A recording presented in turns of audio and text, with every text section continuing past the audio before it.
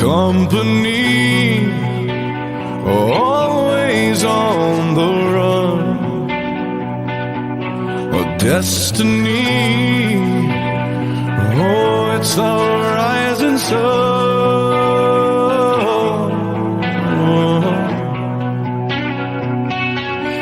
I was born, a shotgun in my hands, behind the gun, I'll make my final stand. Yeah, and that's why they call me bad company. I can't deny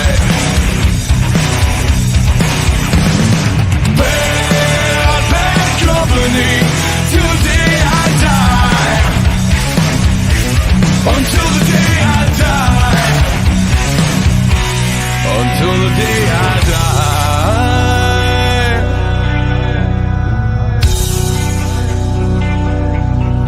Rebel souls, deserters we've been called, chose a gun and threw away the sun.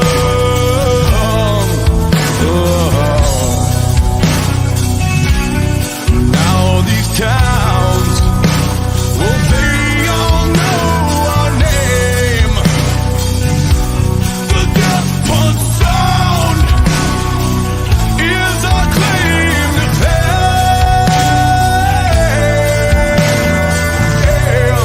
And that's why they call me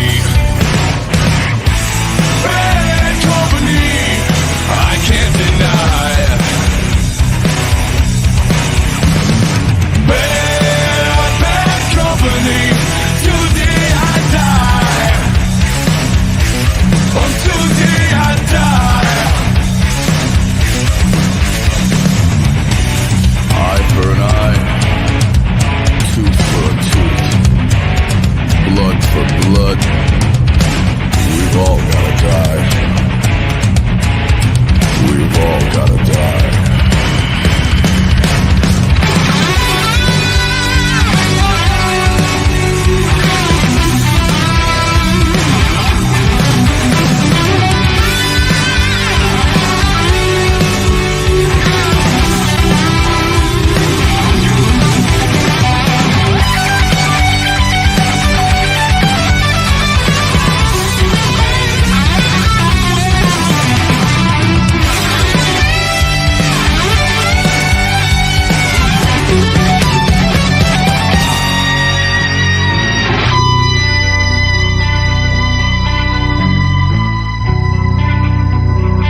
And that's why they call me bad company. I won't deny bad company till the day I die. Until the day I die.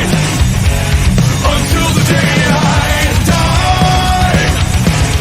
Until the day I die. Until the day I die.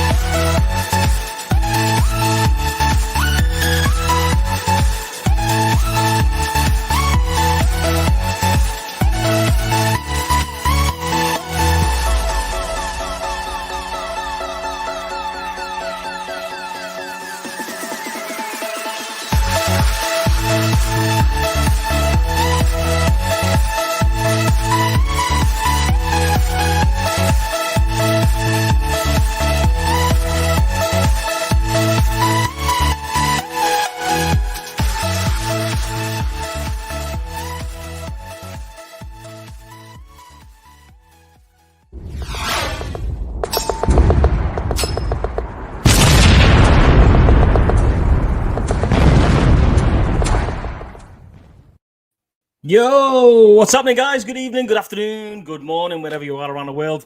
I am Stevie the Military Biker, and welcome to another live stream on a Friday. Back to my old slot. It's been a while since we did a live stream on a Friday afternoon, that's for sure, or Friday evening, wherever you are. But I am officially retired from the British military, so I can now say to you guys, cheers for all the support over the years, and thanks very much for stopping by onto the channel. So I am now technically a veteran, but I'll still be called the military biker, because I'm not going to fuck about changing names and stickers and bollocks and all that shit. So anyway, so that's why I'm on today, just have a little drink with you guys and sort of celebrate 24 years of serving Her Majesty's forces. So anyway, just quickly go to the top of the chat, because there's a lot of people in the side chat there. Just want to say hello to everybody, so I don't miss anybody. I can already see the guys down below who want to pop in and be on the show. So thank you guys for being down there. Super duper already. So Rev Bomb, what's happening, mate? Rev Bomb, obviously, he's been stepping in for a while now. We're doing his live stream the same time as mine. So he said, see you in a few, but he's just going to start my live stream. So fair play to him, man. He's gonna bring all his guys over to ours or mine, our live stream. Chicks a kid, what's happening? I can see you down there, bud. I can see you. Anonymous Biker USA, what's happening, mate? Yo, quick hello to all the fine ladies. Nice. Wibbly Wobbly Boy was just here to listen to Bad Company. Cheers, pal. Appreciate that. Fucking hell. Bold Bucket 5-finger death punch. Absolutely, bud. You got to get the show started with a good tune, eh? And look who's that. Look who's here. Look. Zedhead. Good evening, my biking brothers and sisters. He's always so nice, isn't he? Hey, he's always so nice. Oh, live stream Jesus is in the house. Holy shit. Afternoon, Larry, or evening, Larry. And the man who gave live stream Jesus his name, the Punkster. What's happening, dude? Nice to see you, mate. And look who it is as well. Hell's on Two Wheels. How you doing, buddy? Nice to see you. And I can see you down below, mate. So we'll get you on shortly. And I think that... Oh, Rolly, what's happening, dude? How you doing, mate? Nice to see you. Who else we got? That's about it. Whoa. You know, I say that. Exeter Rider, what's happening? I am on two at once here. Good luck, dude. Yeah, cheers, mate. Appreciate it.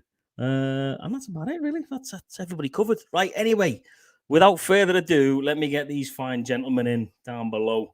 And then we'll do the usual, crack a bevy, crack a beer, and then we'll crack on with the show. I have got a topic today which potentially could piss a lot of people off.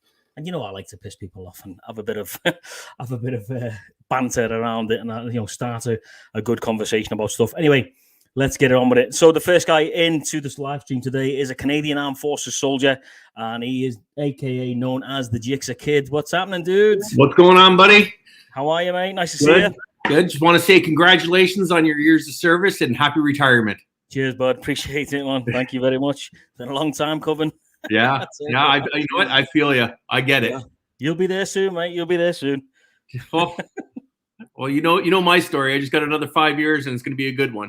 Yeah. Oh, yeah. That's a fucking gleaming post in that, but telling me. Christ. Yeah. Well, we can talk about it later if you're willing to share, mate. Absolutely. Yeah. I'm going to be back on later on, but I'm going to stick around for a few minutes now. I got to change out of this monkey suit of mine shortly. I was going to say you've got some shit on your arm there, but it says MP on it. No, the other one. There you go. Okay, now. Anyway, everybody makes bad choices. Yeah, they do, mate. Yeah, you're right. You're absolutely right. Anyway, let's get the King of Glasgow on the go. The Paisley Posse. Tell all your pals, the one and only Zedhead Motovlogs. What's happening, dude? How you doing, buddy? How you going, mate? You all right? Not bad. Listen, Stevie, can I just firstly congratulate you in your retirement? Thank you very much for your service, brother. Everyone greatly appreciates everything that you've done for the Queen and country. Thank you very much, bud. Cheers, pal. I'm just a little tiny cog in a massive machine, mate. So, but yeah, thanks very much, pal. Appreciate it, man. How's the COP26 been going? I believe you've been running that. So, well, I've been riding around my 1400cc motorbike, so I don't think I've been contributing. Brilliant.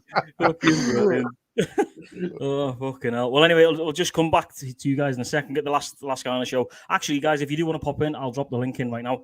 I have dropped down from Money StreamYard to free StreamYard because it's just as good, to be fair. So if you want to come in, the link's in there now.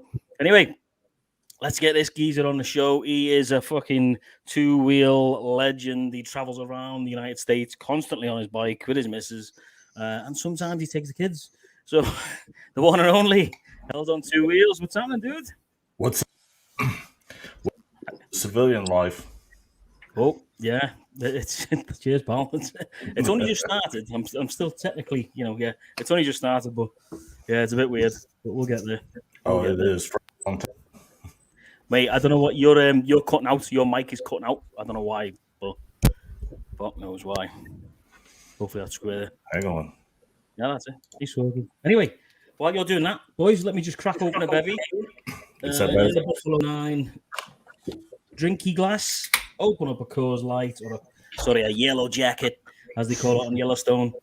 And cheers to everybody. What are you guys drinking? What is that? Is that moonshine? Maybe. Holy shit. Oh, Zed's on the fucking Magners. Cheers, guys. That's a piss poor pint, but anyway, cheers. I haven't started drinking yet because I've been up with the lunar eclipse last night. So I haven't been like that I heard long. about that. It's only because that's empty. The bookie's empty. That's Buckfast, man. Tell Jake's a kid about the Buckfast. What is that? Well, it's like it's a fine tonic wine made by monks in Buckfast Abbey in England, and it is for a very, very sort of cultured palate. Is what I would say. Nice. Yeah. I'm gonna have to try to get myself some of that when I'm over there. It's known amongst the Scottish regiments as fighting juice because you drink So a bottle of that and you it's fight port. with some fucker. Huh? It's port. It's rocket fuel. It's rocket, yeah, it's fucking rocket fuel. It's like a mixture of wine and port, isn't it? Yeah, it's like port. Yeah. It fucks you up. I can attest to that. Jesus. Go down So- the Balkans, they call that Schlivo. Slivo, yeah, the old Slivo from Bosnia and Kosovo. Yeah. Yeah, that used to get. Oh, mate, that was bad shit. That I used to was go out and patrol in Kosovo, absolutely sober, and Yep. come back 8 hours later, shit faced drunk. Yeah, the only sober one's the driver. Mm-hmm. Sometimes. Well, sometimes he was blazing as well, but that's a different story. My wife's cousin actually got hold of a special reserve SBS port. Yeah. Stevie, I don't know if you've heard it yourself, but it's like this stuff is only reserved for the SBS. And Wow. my father-in-law sat one New Year drinking it, and my God, Really, it was beautiful. Beautiful, so it When you was. say that, Zed, because actually, mate, I have presented to me from 2-2. I don't know if you can see that. Hang on. Oh, port. Nice good bottle of port. Yeah, SAS port. Yep, Nice. spot on, man. Spot on. Mate of mine got me half from a certain place. You Begin with will H and a clock. You will enjoy it, mate. You will enjoy it. Well, yeah. What are you drinking there, Hells? Absent. Absinthe. Excellent. Yeah. Somebody's gonna be seeing things tonight. Oh, yeah. Right. It didn't chase it with this. Drew, you're going down the wormhole Wow. with absinthe, man. I'm looking for the green fairies. Is what I'm looking for. Yeah, I think you might be after that. Jesus Christ. Well, anyway, cheers, guys. Thanks very much for turning up and watching, and all the guys in Slack chat. So cheers. Cheers. Happy Friday afternoon. Yeah. So So you tell did, us about this fucking eclipse thing you watched last night. well, it was a 99.7% total eclipse that happens every 580 years of the moon. Wow. Was it cool? It's an eclipse. Yep. It was for my son. All right, fair enough. Could you look at it directly, or that's a sun in it? Oh yeah, you can look at it. Yeah, I can know. It was just a lunar eclipse, was it not? Yeah, Oh, it's it just was a lunar eclipse, right? Yeah. got you. Right. Yeah. Right. Okay. Oh wow, that'd be cool to see. Actually. Is that when the moon travels across the flatness of the earth? Yeah, it goes behind the Earth. Yeah, the flatness of the Earth before it falls off the edge of it. Yeah, Isn't the Earth flat? Someone told me once the Earth was flat. Apparently. it is on all the maps. You know. Oh Jesus. So, Jake, tell us about this posting of yours, bud. I know you're a jammy. We Yeah, said the, jammy bastard. Jammy bastard. So the RSM gets a hold of me. says, yeah, you're posted this year. You might want to start getting your shit together. I'm like, well, what are you talking about? I'm not even expecting a posting. He goes, yeah, well, you're available and you're going. I said, okay, where am I going, RSM? He goes, learn your German. You're going to Austria. Off I go to Vienna for 5 years. Mate, that's amazing. 5 years? Yeah. Fucking hell. Yeah. Wow, that's amazing. 5-year posting, that's fine. Especially to Vienna, mate. Vienna's a gorgeous place. Yeah. Well, that's my second OCAN for a posting. Yeah. Right. I was in Russia before. Nice. Yeah. Jesus. Yeah. Wow. I joined the wrong corps, man. MPs get everywhere. Definitely. We do. We get everywhere. Sounds good. Yeah. Vienna, mate, that'll be outstanding now. Yeah. See all the beer I'm gonna get. Oh, Jesus. Yeah. Fucking hell. Oh, yeah. I'm so jealous. I am. I'm so bloody jealous. Yeah. Off to Vienna for 5 years, and then I come back and I have 3 years left of my contract. Wow. They'll give me 37 years. Jesus. 37 fucking. Gee, I thought I was bad for 24. That's outstanding, mate, that. Yeah. I've got 27 in now. So some nice riding roads out there, though. That's what I hear. Yeah, That's what I hear. I can't wait. I'm packing up the bike. The wife says, yeah, you're not selling that. You're taking it with you. Yeah. Yes, dear. Absolutely. Yeah, you'll have fun down there, mate. It's absolutely gorgeous down there. You've probably seen it, mate, on the TV and stuff. It's phenomenal. It really is. I'm gonna head down to Croatia a few times. I'm so jealous. I really am. I'm not jealous. I don't want to talk about it anymore. It's because I'm getting jealous. Fuck's sake. Wish I was going to Austria. Anyway. Fucking hell. Yeah, buddy. So when did you actually leave? Not till July. Right, okay. So you got a couple of 6 more months or so then hanging around. Yeah, I have 3 weeks of training in April, and then I officially move in July. I have to be there by 11 July, but I leave my house in June. So I have to sell it between there too. Is the training predominantly learning how to put lederhosen on? It's learn how to drink out of those fucking boots. Yeah. Steins. The Steins, yeah. Yeah. Absolutely. You'll be coming back like I did with a fucking suitcase full of these. You have no idea how many of those I've got. I got a ton of those. You know, yeah. I've got all sorts, mate. It's shit you collect over the years. It's crazy.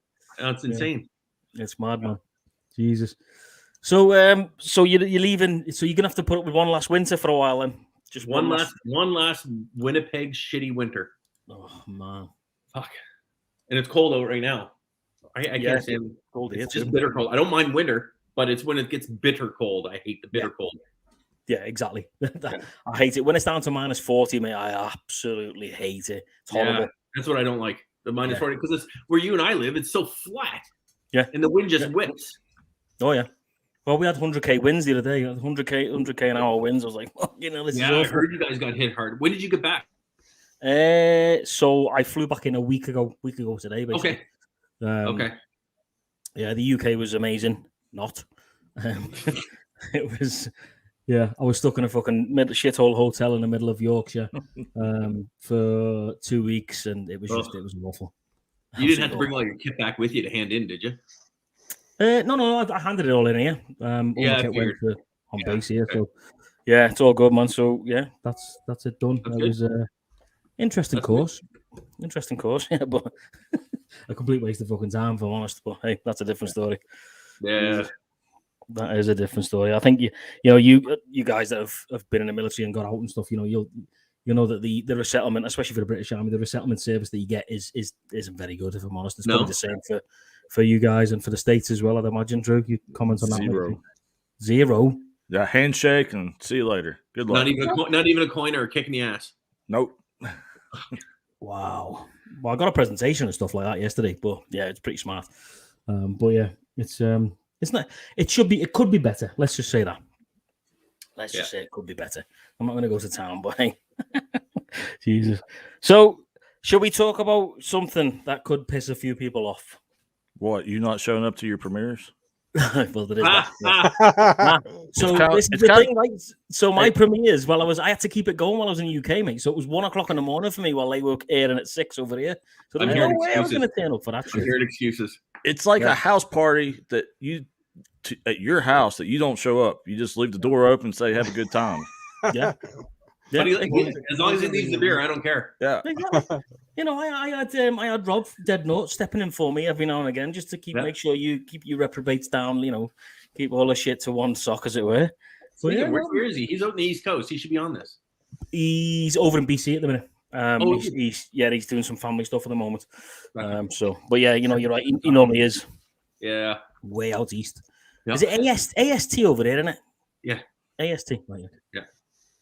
So here we go. Let's talk about this fucking shit. Do we think that the Support MVC is an absolute load of bullshit? What's your thoughts on that? You support, like hashtag support motovlogging community bollocks. Do we think it is a load of shit, or do we think it's worth it?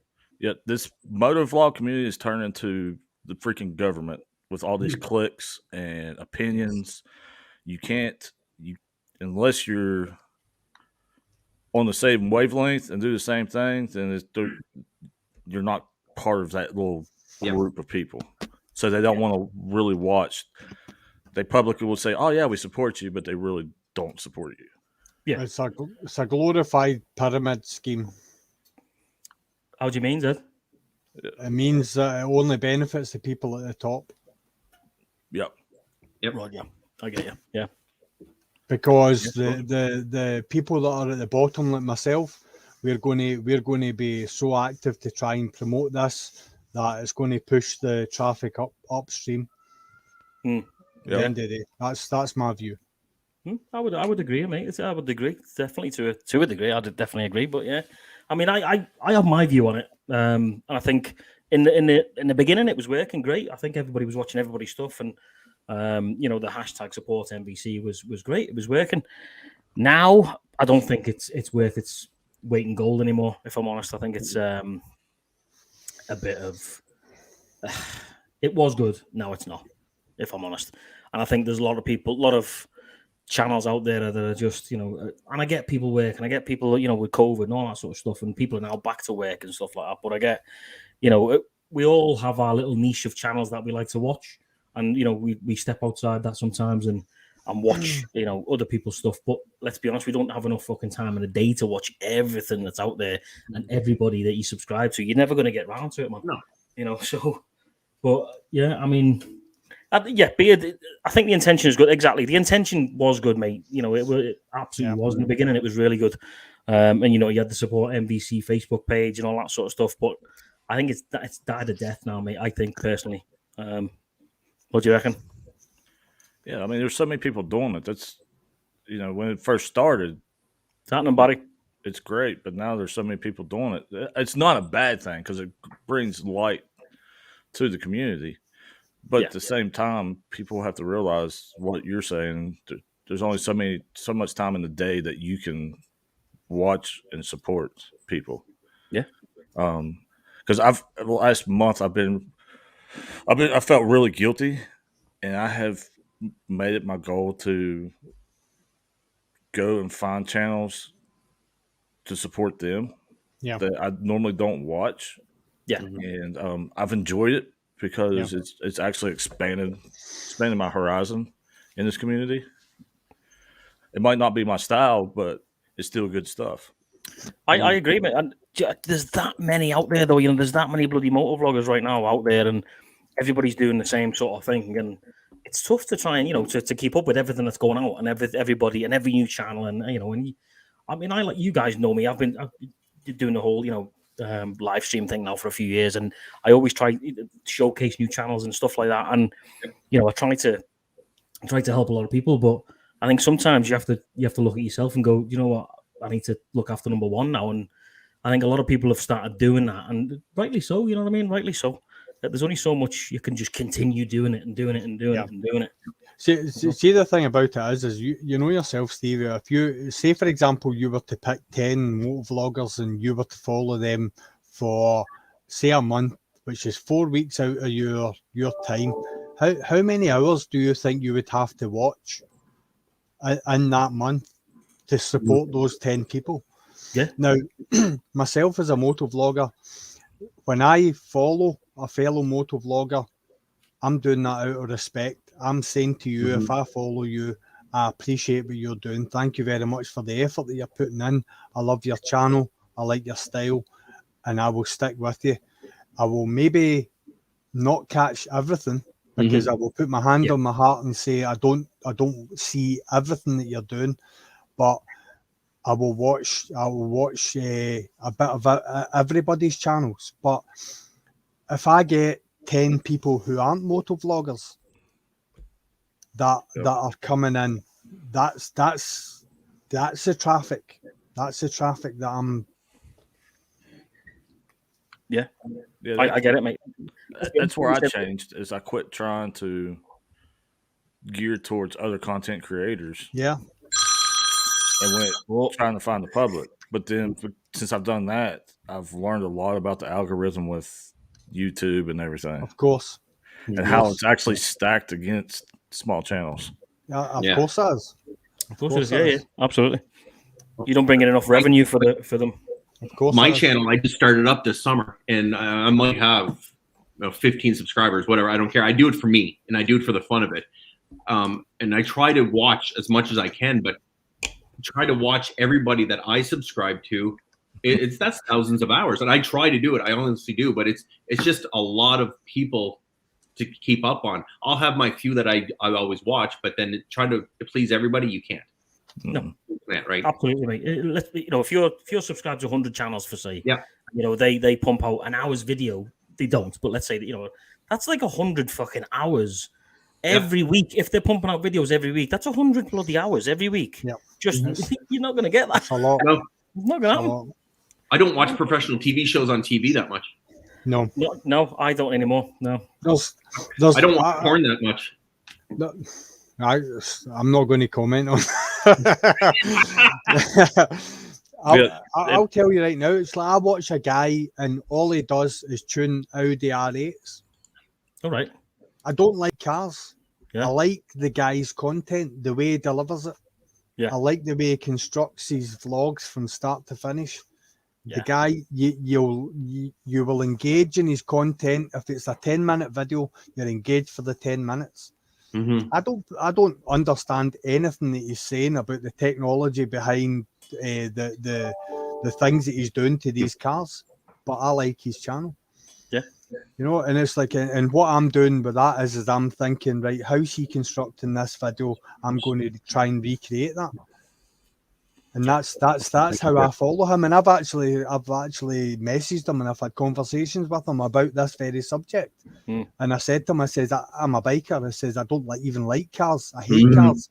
And I'm drawn to your channel because of the way you provide your content. And the two of us have connected through that. And I think it's amazing. So yeah. Well, I think if you're sort of surrounding yourself with motovlogging channels, you're kind of sort of restricting your sort of view on how the whole thing works.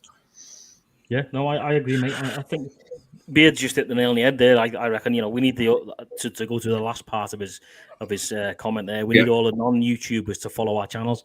That if YouTube would help us grow, because they don't. Of course they don't. If YouTube was advertise our shit more, we would all grow genetically, and away we go. And other people would get eyes on our stuff and think, oh, this is a decent channel. I'll subscribe and I'll like and all that bollocks.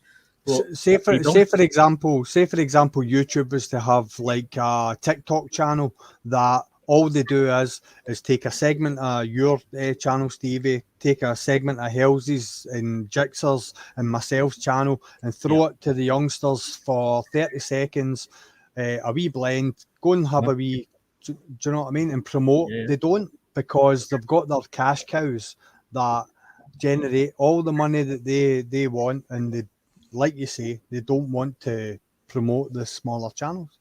Yeah, they don't. Right. And, I don't know about you guys, but recently, every time I put a video on, I get fucking spammed to death, like constantly with just dickheads. All these dickhead channels that are just leaving shit fucking links to porn and all that sort of shit. And I've complained to YouTube about 40,000 times now, and they're doing nothing about it because I'm just a sort of small little fucking channel. If one of the big boys kicked off about it and they've still gotten spam and stuff, they delete the channels, they delete the the comments and stuff. I know you can ban the comments. I know you can delete the comments, and ban the channels and all that stuff. I know that, but it just keeps coming and coming and coming and coming regardless, and it fucking driving me up the wall. Yeah, because looking through my metrics this past month, I realized that unless you're an over 1K channel, you're not going to come up in the searches. You're going to be maybe a suggested video from somebody else's on the same topic, Really, but you're not going to be in the search. yeah. So there's nothing there to actually help you build your channel to the public. Yeah. Yeah. And like I subscribe to TubeBuddy as well, which that gives you your CEO of like your tags and so on and so forth. Yeah. And see, to be quite honest, over the last maybe 4-5 months, TubeBuddy's been less and less and less and less effective. Really? For what I'm paying for. Yeah.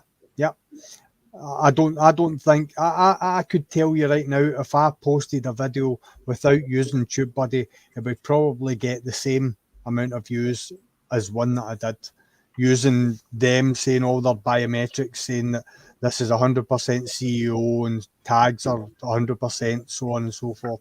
It wouldn't get any more traffic. So whatever it is that YouTube's done, they're filtering everything to where they want it to go. Yeah, it's simply brought down to revenue. We don't make YouTube enough revenue for them to push our shit, I think. You know, and we're struggling out the gates right away. We're fucked right away.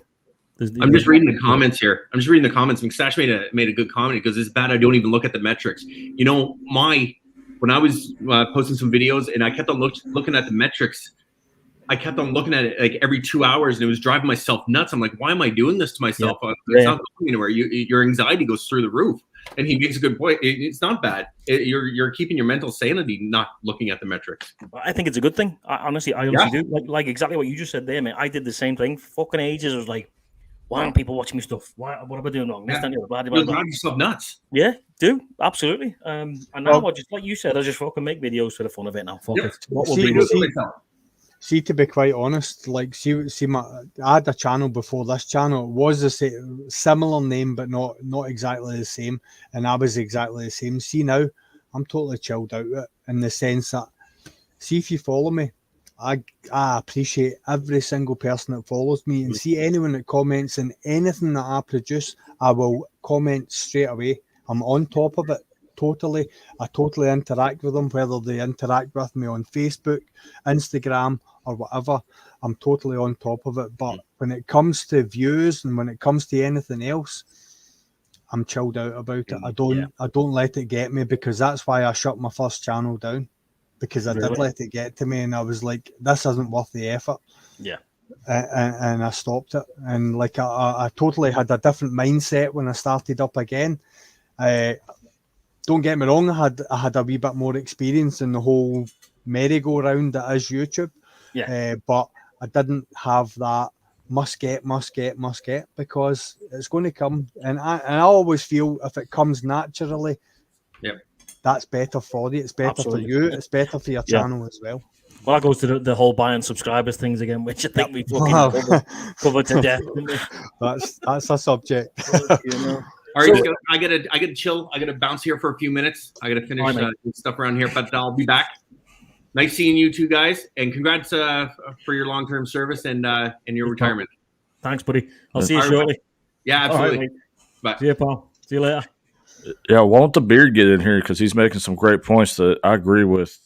Like this comment, obviously, X divided as well. I like his point there. You know, it's a counter point, isn't it? You know. He says, obviously, not sure if I agree. I think YouTube do promote videos pretty well, but often people don't play the YouTube game, so YouTube can't see it. What do you mean by that? But what do you mean by the game? Yeah, because I don't know about game. I just know about the business. It's all about they want revenue. So a larger channel that's creating more watch time, they're going to definitely promote them more, because they have more people watching. I did an experiment, and that was I chose a YouTube channel that was very, very successful, that had a lot of watches, and I copied the whole tag list, everything, because TubeBuddy tells you what they've tagged, and I copied their whole tag list, and can't get close to it. And so if you're telling, if YouTube's saying that if you tag all these tags, we're going to filter you through, it's not the case. It's not the case. The biometrics are looking at your subscriber count. They're looking at your hours watched. They're looking at absolutely everything to do with your channel. It's not just, it's the whole package. Well, so that's why I think it's an organic growth. That's the whole thing. That's why I think it's an organic growth. I agree, mate. And like what you're saying about the tags, description, thumbnail, etc. I know for a fact that every single one of us does all of that, but yeah, we still get fucked. So yeah, I don't get it. Anyway, just quickly, let me bring in Rev Bomb. He is patiently down there at the bottom. I'm sure he's got something to say on this as well. So the one and only Rev Bomb, thanks very much, mate. You didn't have to can your stream to come into mine, but cheers. That's all right. I brought a few people over, so I brought Exeter over. Obviously, Exeter's down in Exeter, big motor vlogger for does a lot of launching and Lex Moto. Simon GTR 1400 is my ride buddy that I tend to ride with. He's got another GTR, and MT's in there somewhere. MT Belly's one of my subscribed and paid followers. Yeah, just on that, I had a warning this week, and it's the first one I've had in 2 years. And I got it's not like a black mark, but I had a warning for saying bloody hell in a video. What? Yeah. Someone reported the fact that I said bloody hell in a video. Jesus Christ. Hell. I fucking don't get to see my channel and I'll be fucking 5 minutes. Better not listen to this live stream after a few of these. That's like, yeah, how many F-bombs do we drop on a live stream? It's like fucking loads, isn't it? But that's crazy, man. And I got told off for saying bloody hell in one of my, I think it was the one where I had the close call with the car and I went, oh, bloody hell, that's a bit close. I think that becomes personal, mate. Did you fight it? Yeah. I put a comment in. I said, what do you expect? It's not like I dropped an F-bomb or I said the C word, you know. I said it was just, it was like, oh, shit, bloody hell. But see, see the thing about it is an F-bomb or the C word would have been appropriate at that circumstance as well. Yeah. Do you know what I mean? It's like my goodness, we're not in the politically correct sort of, do you know what I mean? It's like if something happens to you like that, that's what you're going to react. Of course, yeah, absolutely. I mean, that's crazy, man. I mean, I think that's somebody who's just not liked what you've said, put a complaint in, and YouTube being YouTube have instantly gone, he's been a naughty boy, give him a strike, without actually looking into it. Which he should do, you know. Yeah, well, it's been removed now, but for God's sake, you know, it's how petty can some people be? And yet, obviously, MT Belly sent me a video over to my Facebook channel, and it's the most stupid video. It's literally a guy on a bike going down the street, and it's and he's going down the street going, and you can hear this bike coming down, and this guy sat on the back with a trombone going. Yeah. 784,000 views that guy's had. It's mental, mate. That. Yeah, and we're chucking stuff out, and we're getting sort of 100, 300 views out of it just for the sake of it. And he goes and does something like that, and it's like, what the Do you know what?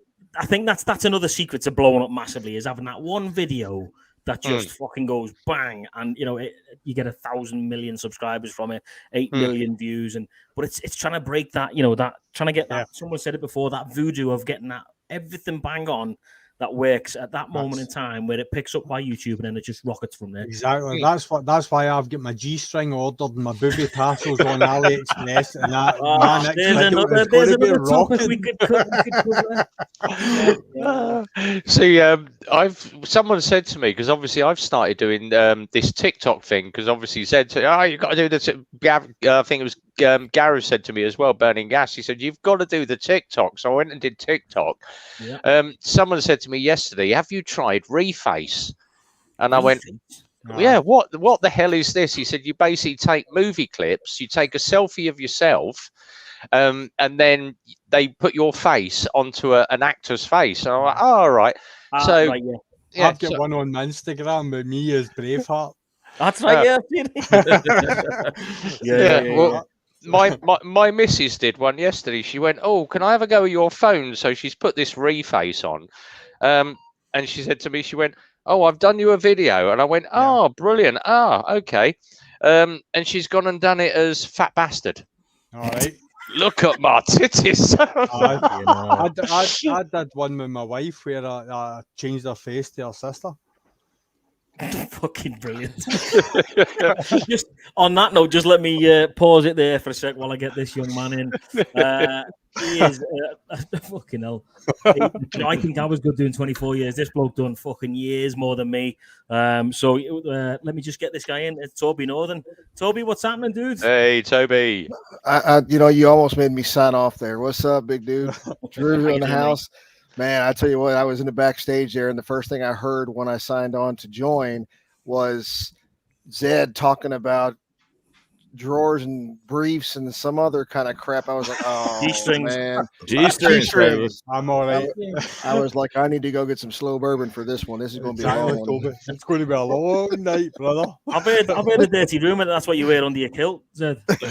He's going to ride around in a banana hammock. That's his viral video. I was like, you're giving him credit for saying that he's wearing a kilt, let alone the banana It's a big mark I've got under my kilt. So one for you, said. Obviously, I went past the local shop tonight to get my my smokes. They've got a new whiskey shelf in. Look at this little bottle of scotch for $5. I'm like, oh, I'll have a bit of that, but it's not all that. No, I bet it's not. Yeah, look at this. This is another thing that Oh, that's more like it. we were talking about before. Read that there from the basic bikers. He makes a good point, realistically. Because how many times have we all thought we've been subscribed to somebody when actually fuck, I'm not fucking subscribed. Bosh. So and if they're not subscribed and all that, it happens. When you're uploading a video, and that's been happening a lot with people that used to watch my videos. I just learned that probably in the last month and a half. They're like, "Oh, I was subscribed to you. You didn't do anything for a while." Then I found out I wasn't subscribed to you. Yeah. YouTube did that to me a while back as well, mate. Literally, howdy bar bags. What's happening, Lockwood? See if YouTube turn around. Just say, for example, and I'm throwing it out there just as a number. Say they turn around and say, right, if a subscriber doesn't view the next 5 of your videos, I'll unsubscribe them. They'll put that out as an algorithm. They'll not tell anybody that that's what they're doing. Yeah. And maybe 10, possibly 15 videos before somebody who is subscribed that's busy like the rest of us that hasn't realised, that says, God, what happened to such and such? And then goes back on and goes, why am I not subscribed?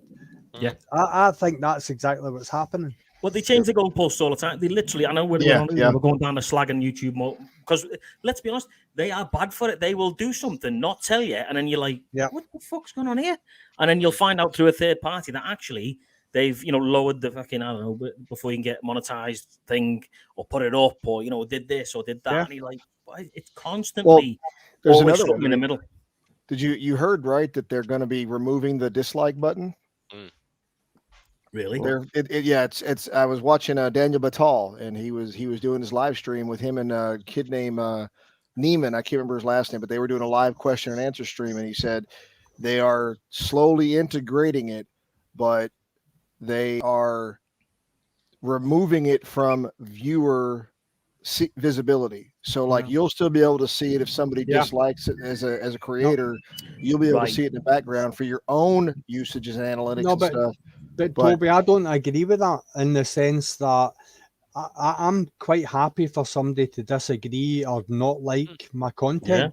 Yeah. You'll still be able to see it. No, I know that, but I would just like to know why. Have the balls to say, if you give me a thumbs down, have the balls to say why. Stevie, when they were making it, if YouTube, for somebody to click that dislike button, they had to give you a reason. I think that would be more beneficial to content creators than just a thumbs down from a troll that's going to walk away without any recourse. I mean, Steve has said this before. It's when you and some of you guys have also said it, when you hit that dislike button, you just leave it. To me, that is a level of cowardice. Yeah. I'm like, dude, I think that if you, it's just me, but I'm just like, if you click the dislike button, it should auto prompt you to say, either leave a comment why or shut up. Yeah, you're nailing it. I think that's exactly what they should do, mate. If I don't like ever. If I don't, I mean, because even those guys, the ones that were hosting it, Daniel and those guys were saying, if they watch something and they don't like it, they go to the next video, scroll on. Yeah. But it just Anyway, adds to but it. that doesn't just it? goes back to what you're saying. I'm sorry, I didn't mean to No, dominate. you're right, mate. It's constructive criticism, and Zed, I think you're right, mate. If you're hitting the thumbs down, it almost opens up another box where it says, right, you can only do this if you actually say why. So what is it you don't like? Is it Yeah, the way it's been filmed? Is it the audio? Is it Yeah. the content? You know, it's like, because that lets me know, right, I need to up my game here because Right, my exactly. camera's maybe not right, or my microphone's not right, or I need to get my lighting sorted, or what is it that people are striving for? Because at the end of the day, we are trying to take over what people are watching in the television. Yeah, basically. agreed.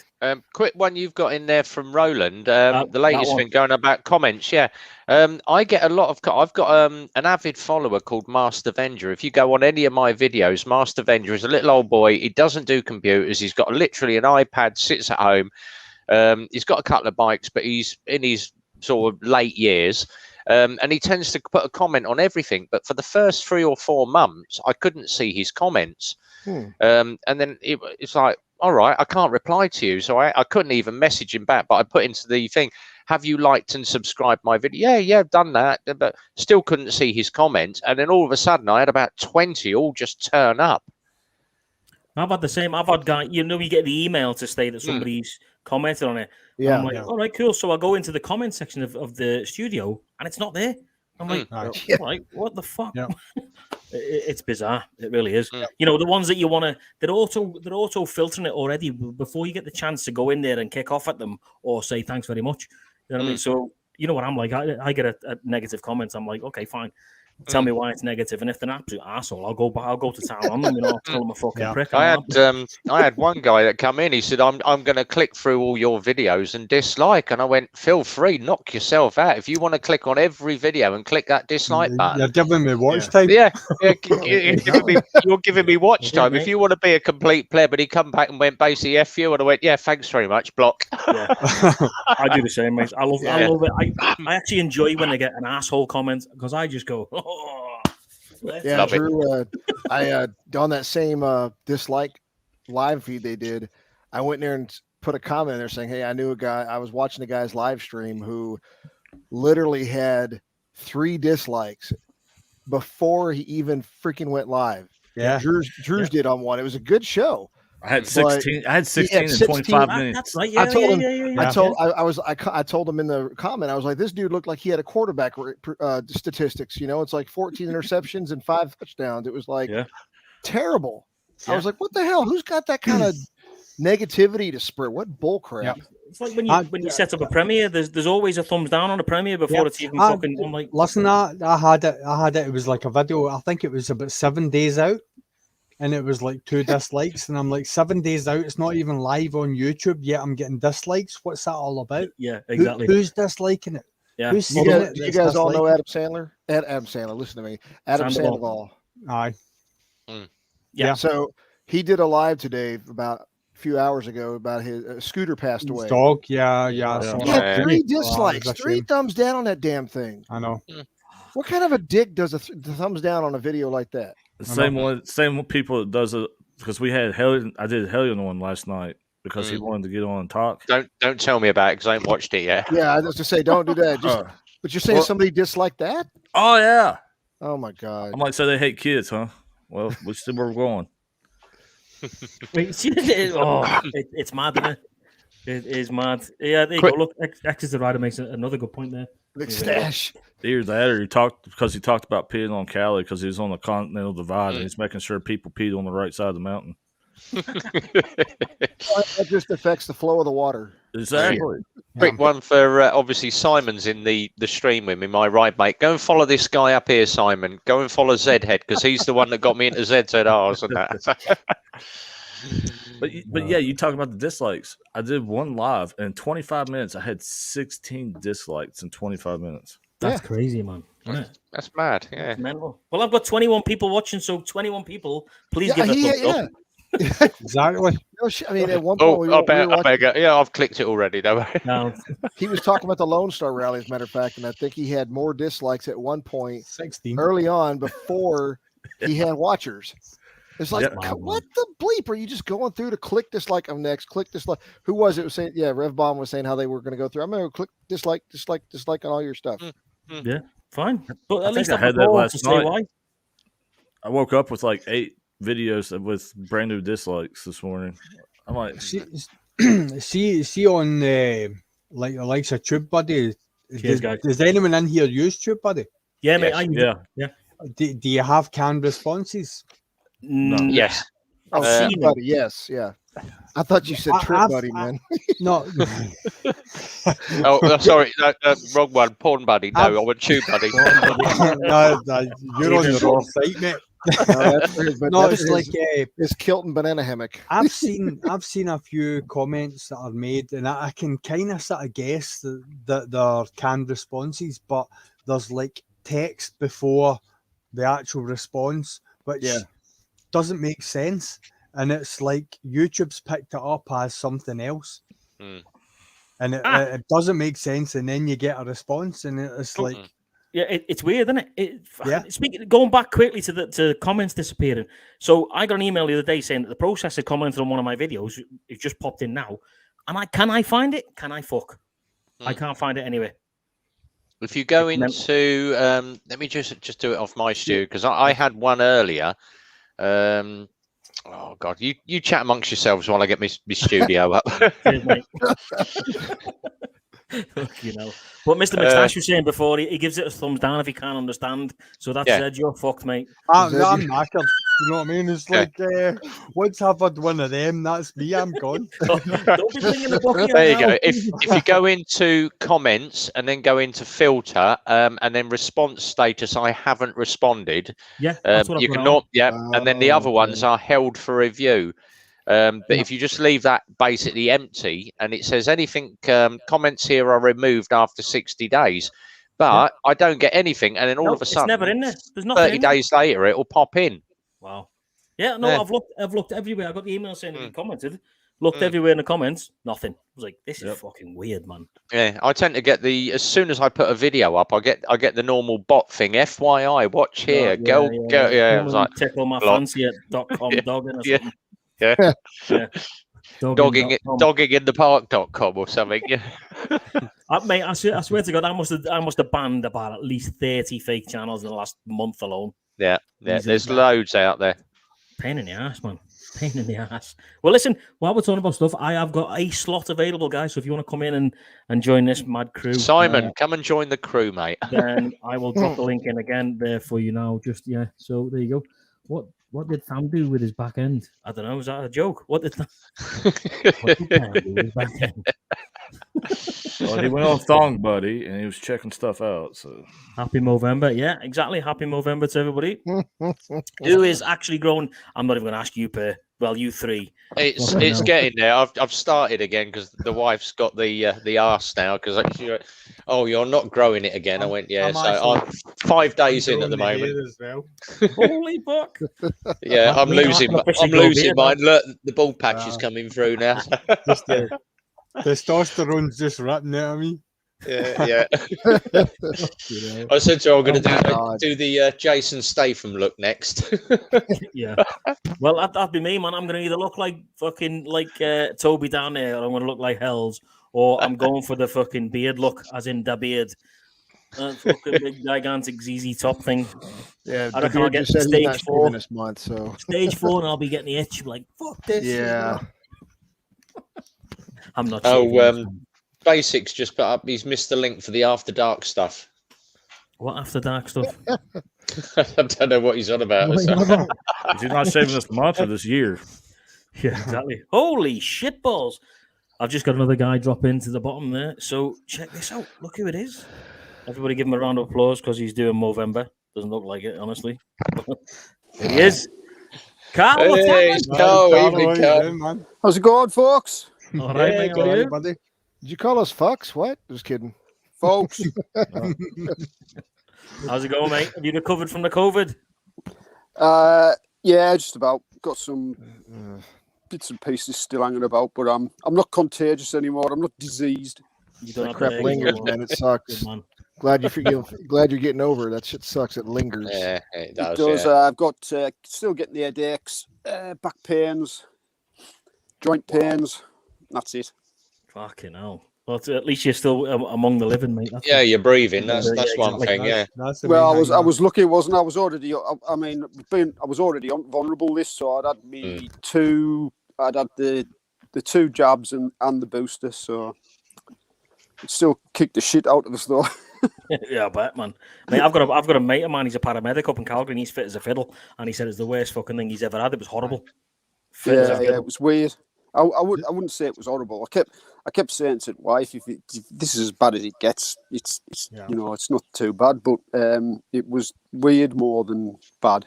Yeah. Just Weird. weird. It's good that you're doing all right, man. The last scare that you had was when you watched my video when my camera fell off my bike. Oh I yeah. know.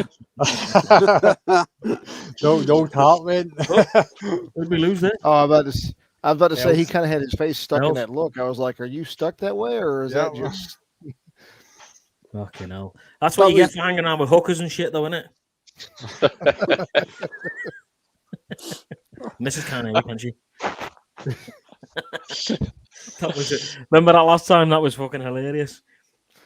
When you were in the hotel or something. I'm in bedroom for a bit of peace and quiet. Yeah, that was the hookers, and yeah. That was brilliant, mate. That. She doesn't give us that much rope. She knows I haven't been with any hookers in any hotel rooms because I haven't been away long enough. You bring a whole new meaning to social distancing. That's right. Was that not on that night? Was that not like was it like a hotel or something like you were in, Carlo, at the time? Yeah, we were all blazing drunk. We were all steaming, weren't we? Well, Yeah. that's a given, Stephen. It was in Aviemore. True. The hotel. It was in Aviemore. Aye. So, Uh-oh. Oh, don't be That's giving me right, internet a strike. Oh, that's all right. The wife's got the arse with me now. I stuck well, Zed's probably seen it on my Instagram earlier, and it's that me telling someone about my love life two seconds, telling them about my social life 8, talking about my bike 123 hours. She's just put at the bottom, charming. Charming. I've heard that for ages. Fucking charming. Yeah, she's gone to her mum's tonight, so I ain't that fussed. Oh, sound hookers and blow around your house then. Excellent, Yeah, man. Excellent. Party at mine. Oh yeah, that's a good point. So, Beard, if you're on TikTok, obviously I'm on TikTok. Baggers and Bruiser on TikTok. Obviously, Reb's on TikTok. Zed's on TikTok. Toby, you on Yes, I TikTok? am. Yep. Everybody's on TikTok. Carl, you on TikTok? Get on TikTok, Carlo. Come on, man. I think I am, but I've It's got one of about, those times where you just say you are, regardless. Yeah. I think about 2 years ago I went on, and I've got, I think, 3 TikToks up. We're not talking about that, man. All right, go on. I don't want to know what you got up. We just asked if you have a TikTok account. Yeah, Well, speaking about TikTok, obviously, Beard, Beard, you'll have to tell me, was it you that started it, or did somebody duet with you, sort of, nominating you guys to do it? But anyway, it's like a beer, like he says there, it's a duet drinking beer thing. Right, So that's cool. Yeah, it's a good idea. It's a really cool idea, actually. The beer can see, instead of beer, can I drink Buckfast? Is that all right? You can drink. Do you know what, mate? I would love to see you I'll just down make the a bottom full of the bottle. bookie. Exactly. I'll just make a full bottle on TikTok and then fall over and throw up on my wife. Is that all right? Yeah, start a fight at the corner shop and that. But yeah, in answer to your question, mate, I've been busy getting out the army, so now I'm out. I'll give it a whirl. You're a vet now. You're a vet now. Exactly, mate. I'm a vet now. What's that, Els is man? back. There we go. I'm a vet He's now, back. boys. Here he is. What happened there? He's like, Yeah, I guess my server decided it's going to reboot. To put a couple of coins in his internet. So there you go. So yeah, so it was sick baggers. He's saying sick baggers tagged us. Then we duetted it. Right? Okay, mate. Cool. I will be on that, pal. Don't you worry. I'll get on that. I'll need to find it. The more people duet, the more people will help us all. Yeah, that's true. Well, That is true. definitely. Yeah, I agree. I'm going on to TikTok just now, but I might end up in a rabbit hole here. Ooh. Yeah, I know mate, what it's actually, like. Honestly, you start opening up TikTok, you're there for about 3 hours. My. Just going live. Exactly. I've just opened my TikTok, but it's normally all bike stuff, and this one's just popped up. So what? That's rubbish, that way. What gets me is all these girls with these dumb trousers on. Have you ever seen these dumb Yeah, trousers? It's like the lips move, but you don't know what they're saying. Yeah.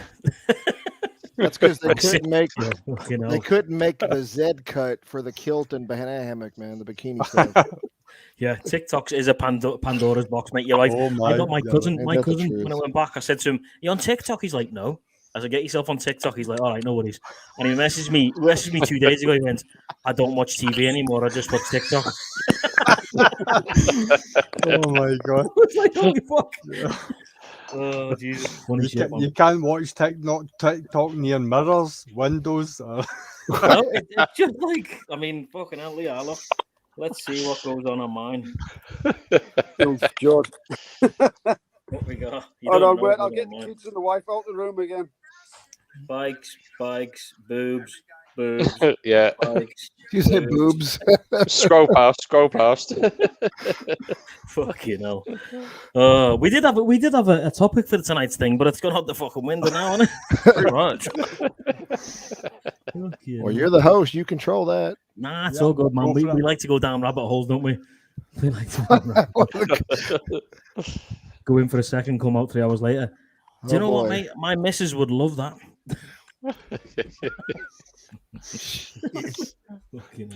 Well, listen, I need a pee. So is the beard's TikTok? Is it just the beard? Is that what it is? Well, it's Baggers and Brews.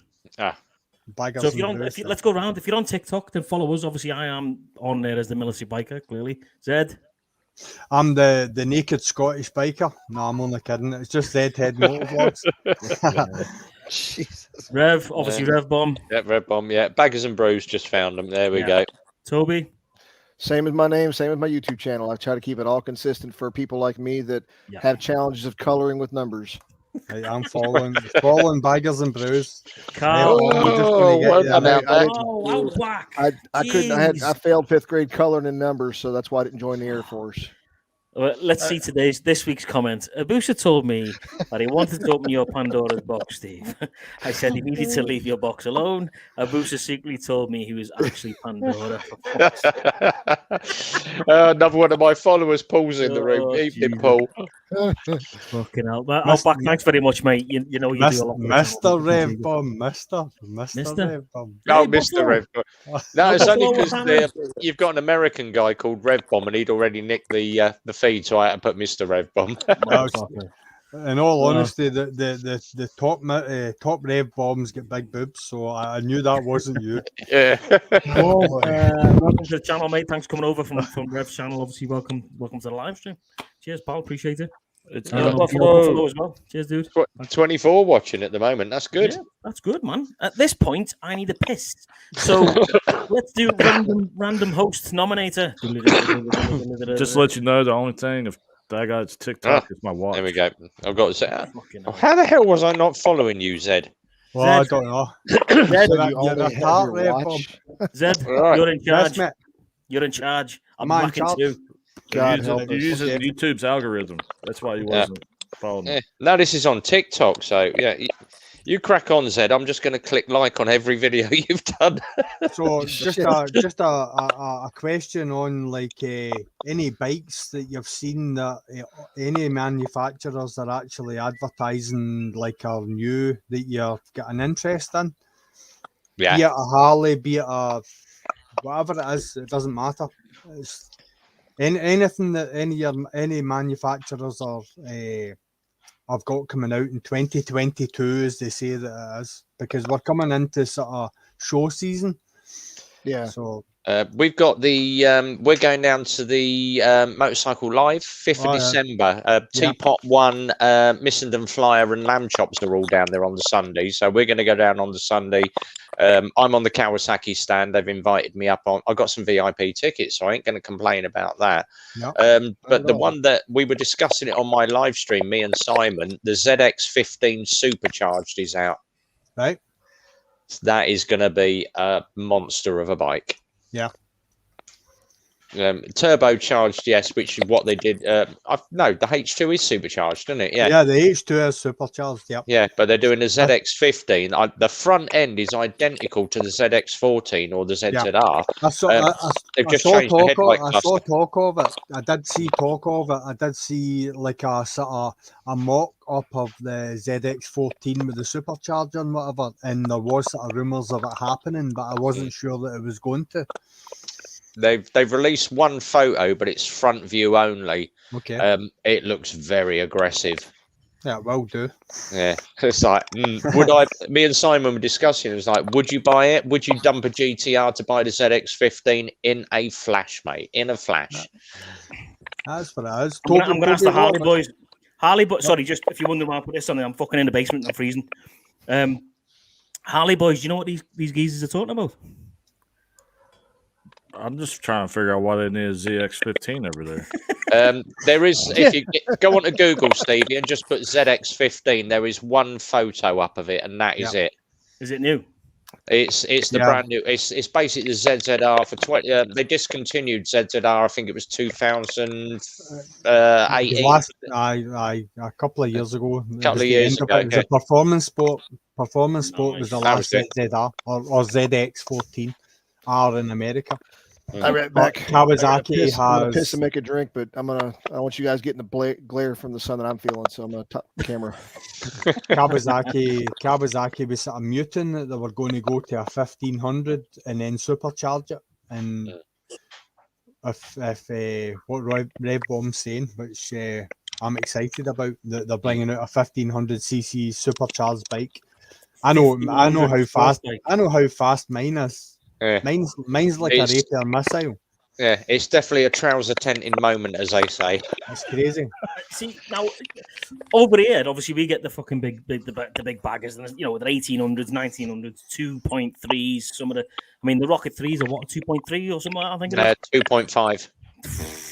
Jesus. So, but it's a completely different kettle of fish, isn't it? When you're riding a sports bike like you guys do, it's a completely different kettle of fish, man.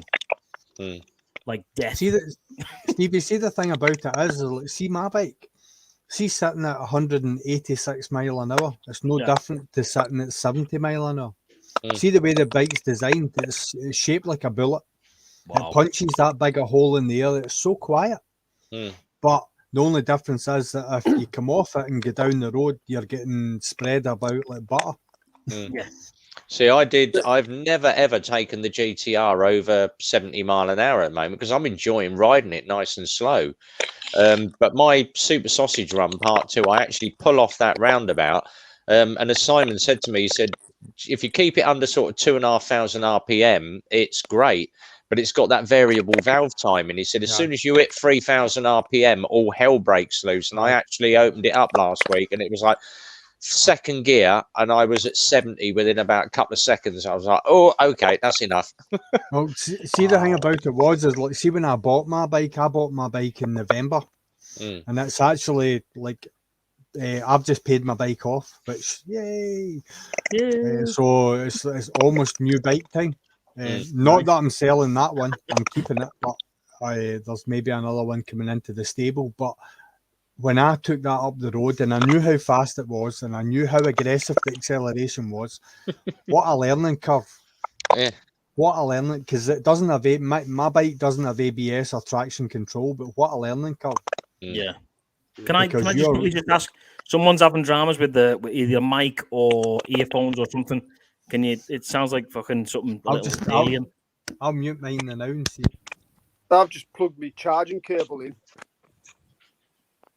Nothing. No, stop now, isn't it? Yeah. So try that again, mate. Someone speak, or everybody speak. Oh, yeah. Yep. Yeah. Yeah. Huh? Hello. Oh, it's gone now. Weird. Can you hear me? Sound like somebody was crunching ice. Yeah, it literally sounded like someone was crunching ice. Yeah, good analogy. Yeah. Jesus. So, is it me? Is it you? It's not me, is it? Where'd you go, Skiles? I can't see you. Can't be me. I'm the fucking host, right? I'm going to go around and fucking mute you one by one. I thought you said you were putting a jacket on. It's not me. 'Cause I've got my expensive headset nicked off the wife. So Hang on. Yeah, the beard. Toby's doing something inappropriate. That's what the problem is. He forgot to.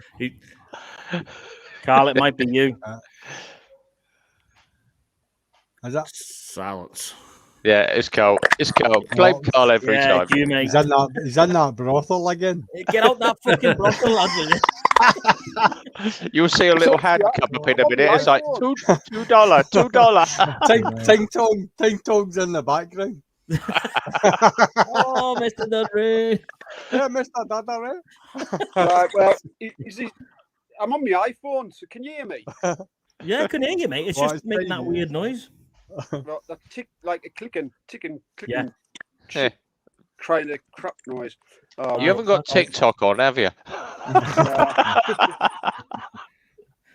I'll just. That's exactly what Basic Bikers. I'm thinking to myself, I've heard that before in a movie. I'm sure it is, and you just fucking hit it. There it is. The aliens, yeah. I am in New Mexico. They might be tapping in while we're doing Yeah, this. maybe. Yeah, that's Okay, now. definitely. So let's go around the room and let's ask a few questions because obviously we've talked about the whole support MVC thing. We'll probably talk about the girls and why they get more views than us. Right. Give me 2 minutes. I'm just going to have a quick cigarette and get some more Coke and whiskey. Go on. I'm going to leave and join again, see if it's any better. All right, Carl. No worries, mate. And then if it's no better, I'll leave and won't join again and leave you in peace. All right, pal. I'll see you in a bit, mate. Yep, see you a bit. See you in a bit, pal. Right. The Yeah, real- that's it. Yep, there we go. What's he saying there? The real question is, why aren't you in uniform? Because I officially retired as of yesterday, mate. That's why. That's that. Yeah.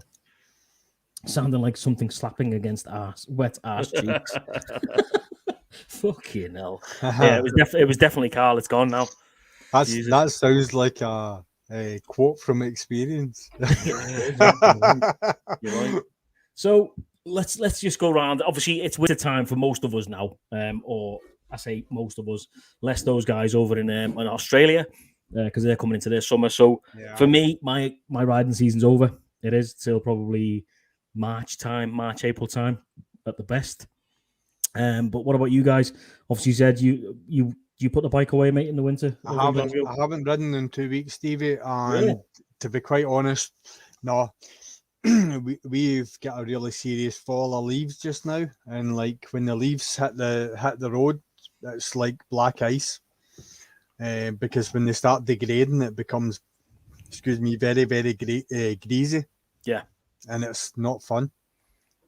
And the salt's starting to come down. We are scheduled for 5 days of snow. Really? Yeah, in the next week. So I don't know when the next time I'll be on my bike is, but I've got a few things planned to do. I've got a set of day running lights that I want to fit to the bike, which means that I need to strip the fairings. I'm just cheering. It's a. Oh, my bad. Sorry. So it's all right, Toby. So it's okay. On you go, bud.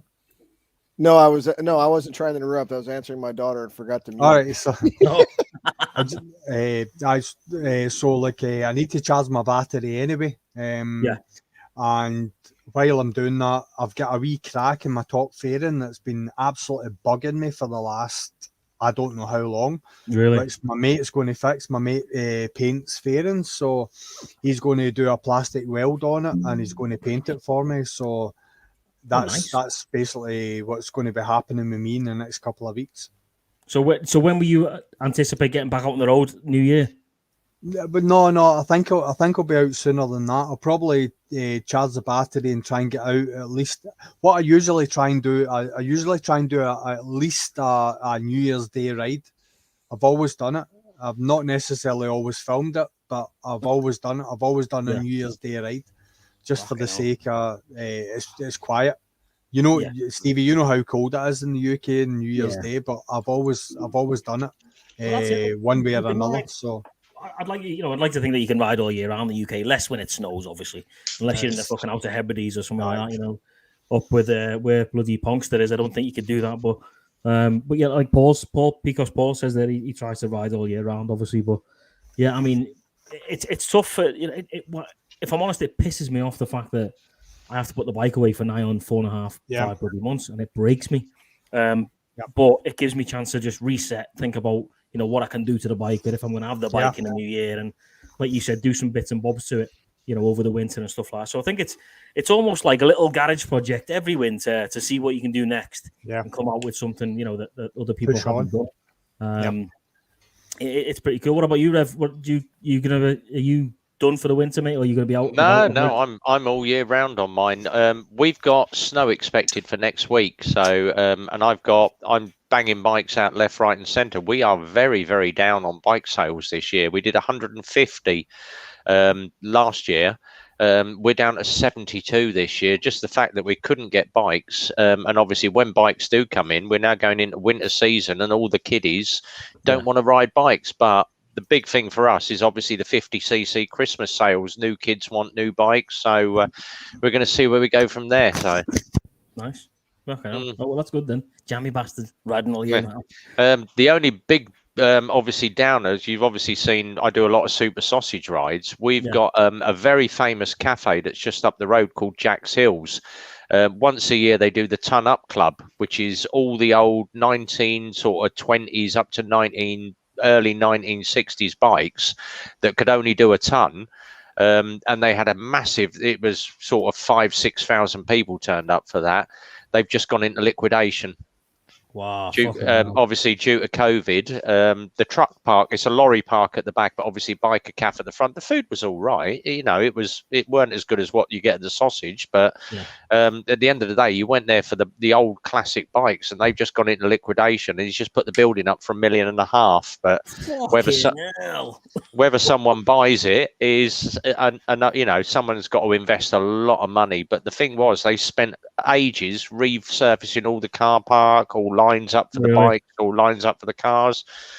They've spent all that money out, and they've just lost the whole lot, which is a sad day for all the bikers in Milton Keynes. But obviously means that Super Sausage gets a little bit more trade now. Yeah, well, yeah, because they'll get the trade off for them shutting down, won't they? Jesus. Well, just let me quickly just say hello to a few guys that have just popped in. Sorry to, obviously, I've been trying to keep up with everything that's been going on in the bloody side chat. The one and only Buffalo 9 Brewing, the sponsors of the channel. Thanks, guys, and obviously they are there right there. Buffalo 9 Brewing.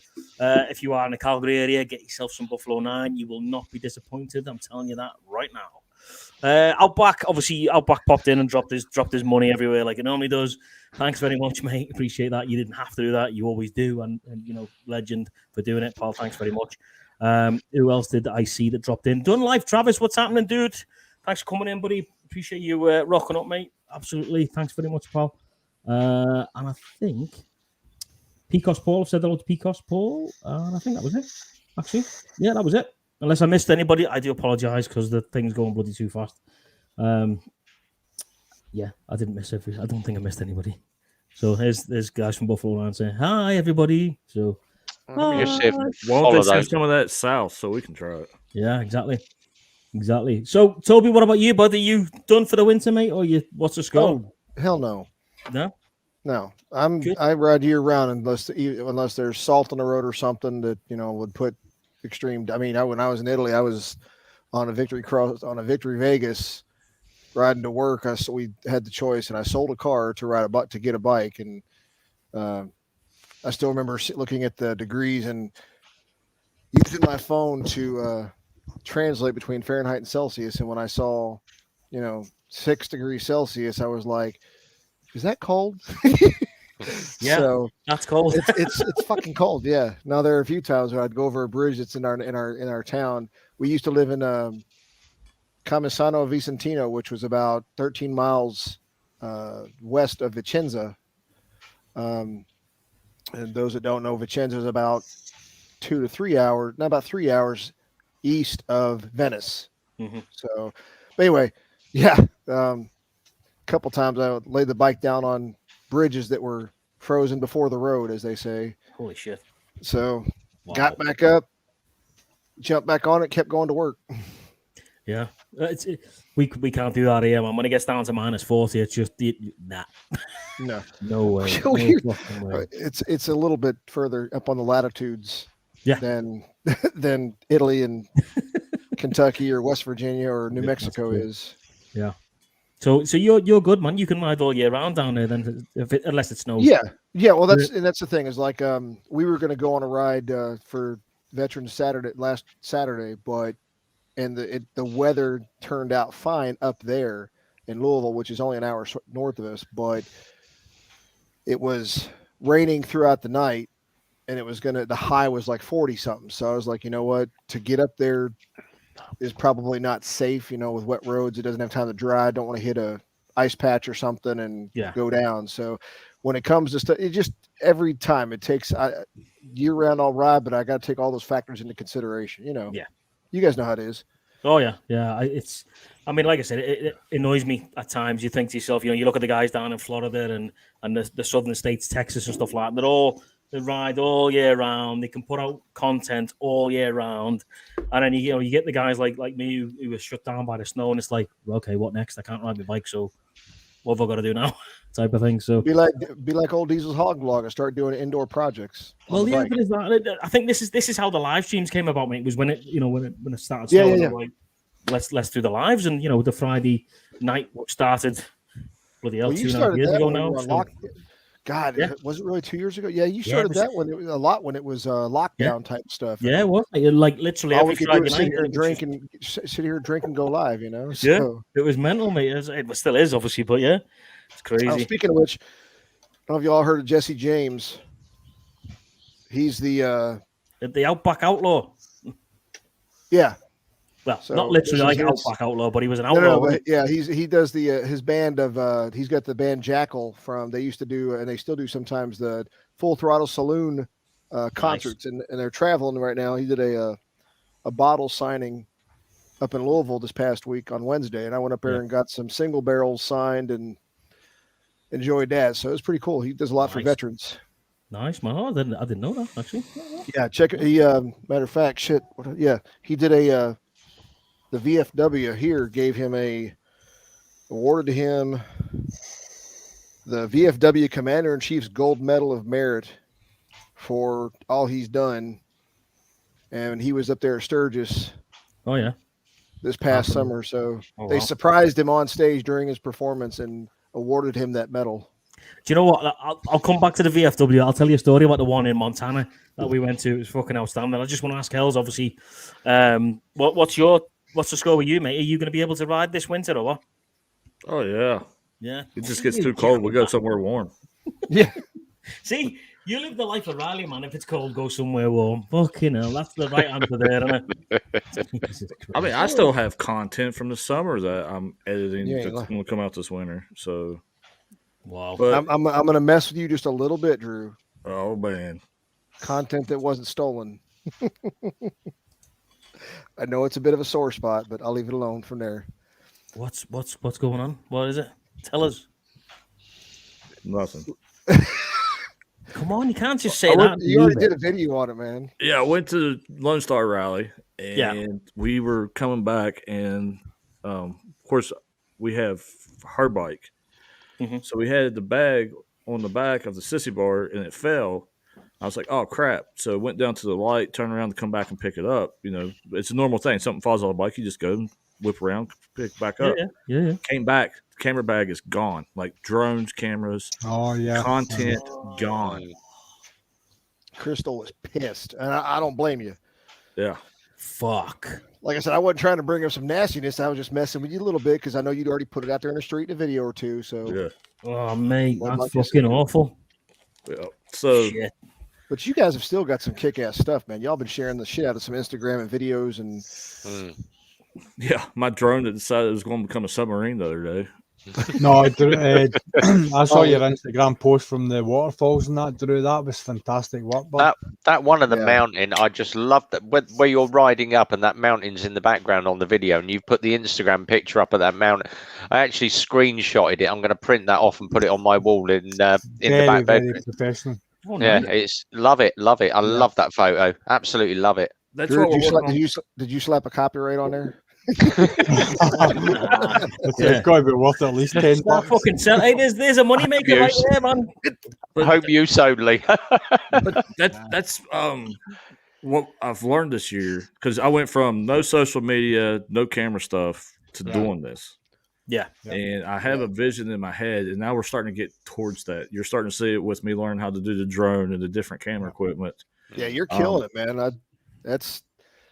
I don't mean to cut you off. I just drone is way beyond me. We were talking about that a little bit when I first met you. Sarah's there. You and Crystal are killing it. Hellion's got some awesome role models to do the stuff if he wants to break into it. But that's the type of content that I want to bring out next year. Yeah, that's what we've been working towards. Because I mean, it's a lot to learn, especially if you know zero about how it's.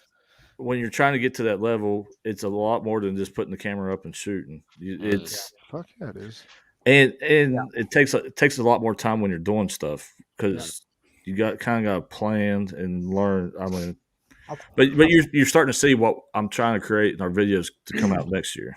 Yeah. I've kind of sort of see, even watching stuff that you don't like, I've started thinking to myself, how did they do that?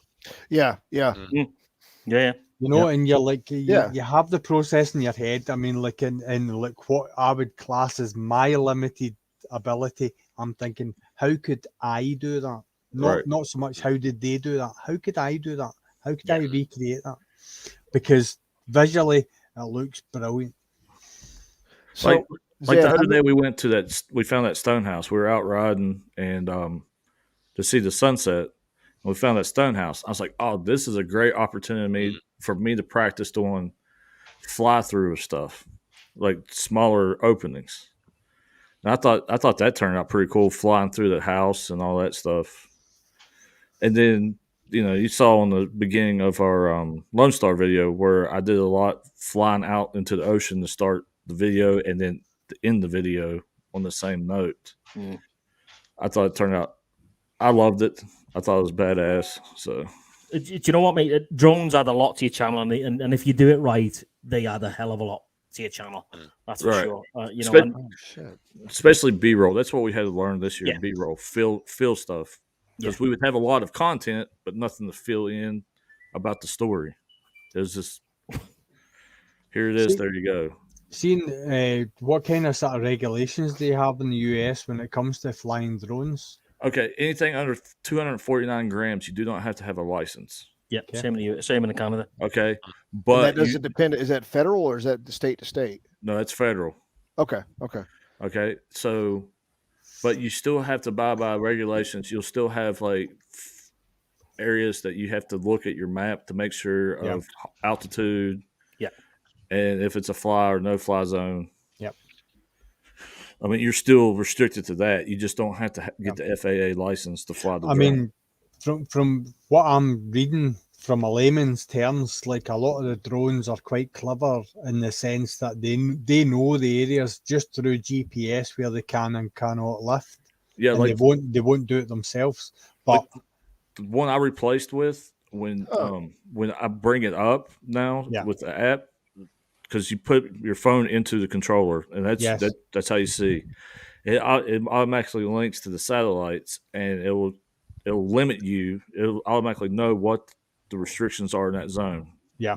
So it automatically limits you within the that was my understanding, was that they're that clever that they know where they can and cannot go. Yeah, I just need to find one that'll do that plus flat cell for me. They do make it. They do make it. I'll tell you the story, obviously, about the drone sort of stuff. I was back in the UK, obviously, a few weeks back there, and I tried to, for those of you guys who've seen the Peaky Blinders, where the pub, the Garrison is, well, that where that is there is on the old Dock Road in Liverpool. That's all filmed in Liverpool. So I thought to myself, that would be fucking outstanding footage if I could fly the drone directly down that alleyway with all the flames and shit coming out the side. And I thought, right, fuck it, I'm going to go down to the docks. Took the drone off, and I got myself right in the middle of that alleyway. Now, bear in mind, these docks were built in like the fucking late 1700s, early 1800s. Yeah. And they are solid, right? I'm talking solid. And they go up probably at least 150 foot. So for me to fly this drone down that alleyway, which is probably no more than maybe 20 foot, 30 foot wide, it was quite a skill to do so. Anyway, long story short, I got halfway down and the fucking screen went blank on my thing. I was like, oh fuck. And I swear to God, man, I thought that was me. I thought the drone was gone. And look at, obviously, you know, the whole come home thing. You have to set it so it goes up a certain amount before it comes back. Now, I thought I hadn't set it to way above what the buildings were. So I thought to myself, oh man, it's gone up 80 foot. It slammed into the side of the fucking the Heritage Market as we know it. It slammed into the side of the fucking building and it's dropped 100 foot to the floor. Fucked, gone. So I'm sat there like this, leaning on the car, going, "Oh man, I'm fucking £1,000 drone down the pan, sort of thing." Next thing you know, coming over, flying over the top of me, and it lands right next to me. I was like, oh, "Thank fuck for that." And anyway, long story short, I look back at the footage, and it's amazing footage. It's flying down, literally down that the center of the thing, and then obviously you can tell where it stops because the drone just stops midair. And it's like almost like it looks around type of thing and then starts going up to what I'd set it to. Luckily enough, I'd set it to 100 meters. So it literally, when it went up, it turned around to where I was. The building was right in front of it, but it was here. So as it flew off, it flew literally just over the top of the building, man. I came back to me. I was like, ooh, thank fuck. But yeah, I thought I'd lost my bloody drone. Crazy. So, yeah. But yeah, like the DJI that I got, when it folds up, it literally sits in the palm of my hand. It's that small. Damn. But it has a 4K camera, so it does like awesome video. Yeah. Drew, have you seen the Osmo Action 2? Yep. Oh, what do you think of that with regards to, obviously, you're a DJI drone flyer, so... Well, I am a new DJ. We're going to go into this drop-down comment. I mean... If we're going to go into Paul's comment, I'm going to finish this off real quick. Right. So for those of you that are new to my channel, obviously we've discussed this before in quite some depth, and it caused a bit of controversy. Can we say that, Ted? Do you reckon? We say controversy, can't we? That comment's been proven. I mean, we could cover it again, man, because my comments still stand. I think it's certain channels. Yeah, certain channels use the words that you said they can't say. There it is there. You can't say those words on the end. But they use that to their own advantage and they flaunt it big time to gain subscribers, likes, all of that crap within inside a month of having a fucking channel. No clue about we're all hating on them because we don't have those boobs. Well, yeah, well, some of us do. No clue. I'm working very hard to get them. You shouldn't be talking about Diesel's Hogs vlog when he's not here, man. Because he's not here. Normally, I would get one of these, you know. Yeah, no, you're probably right, and you probably get a message from him when he watches this back. That's cool. Exeter put a good one up earlier. He put part of the draw is to just learning, creating good content. I've never followed Exeter Rider up until about a couple of months ago, and it was the fact that Epic Adam had done a video, and he went, "Oh, check this video out, coming from Exeter Rider," and it's Exeter doing his vlog, and then Epic Adam's in the back going like this. In the back of the video, and obviously that steered me off to Exeter, and then we got chatting, and he does some really good vlogs because obviously we did the Vogue at exactly the same time. He did a different approach, I did a different approach, and that's obviously why I followed his channel. But it was just that one little video with like 2 seconds of him going that steered me to his channel. Wow. Yeah, like Paul said there, I have moobs. Yeah. That's true, mate. I think I've got a bit of moob action going on, but anyway, that's a different story. But you know, let's talk about it. If you want to talk about it, let's talk about it. I don't give a fuck. So just real quick, man. Real quick. I just got go. Is that interference started again? Very slightly at the beginning when you came on. Very slightly. Right. It must be this. I'm on my iPhone, you see, so it must be that. you need a let's all start a GoFundMe to buy him a decent computer. Yeah, go on, lads. Go on. It's a ghost of Steve Jobs. Fucking hell. An Apple computer will do me. What do you call it?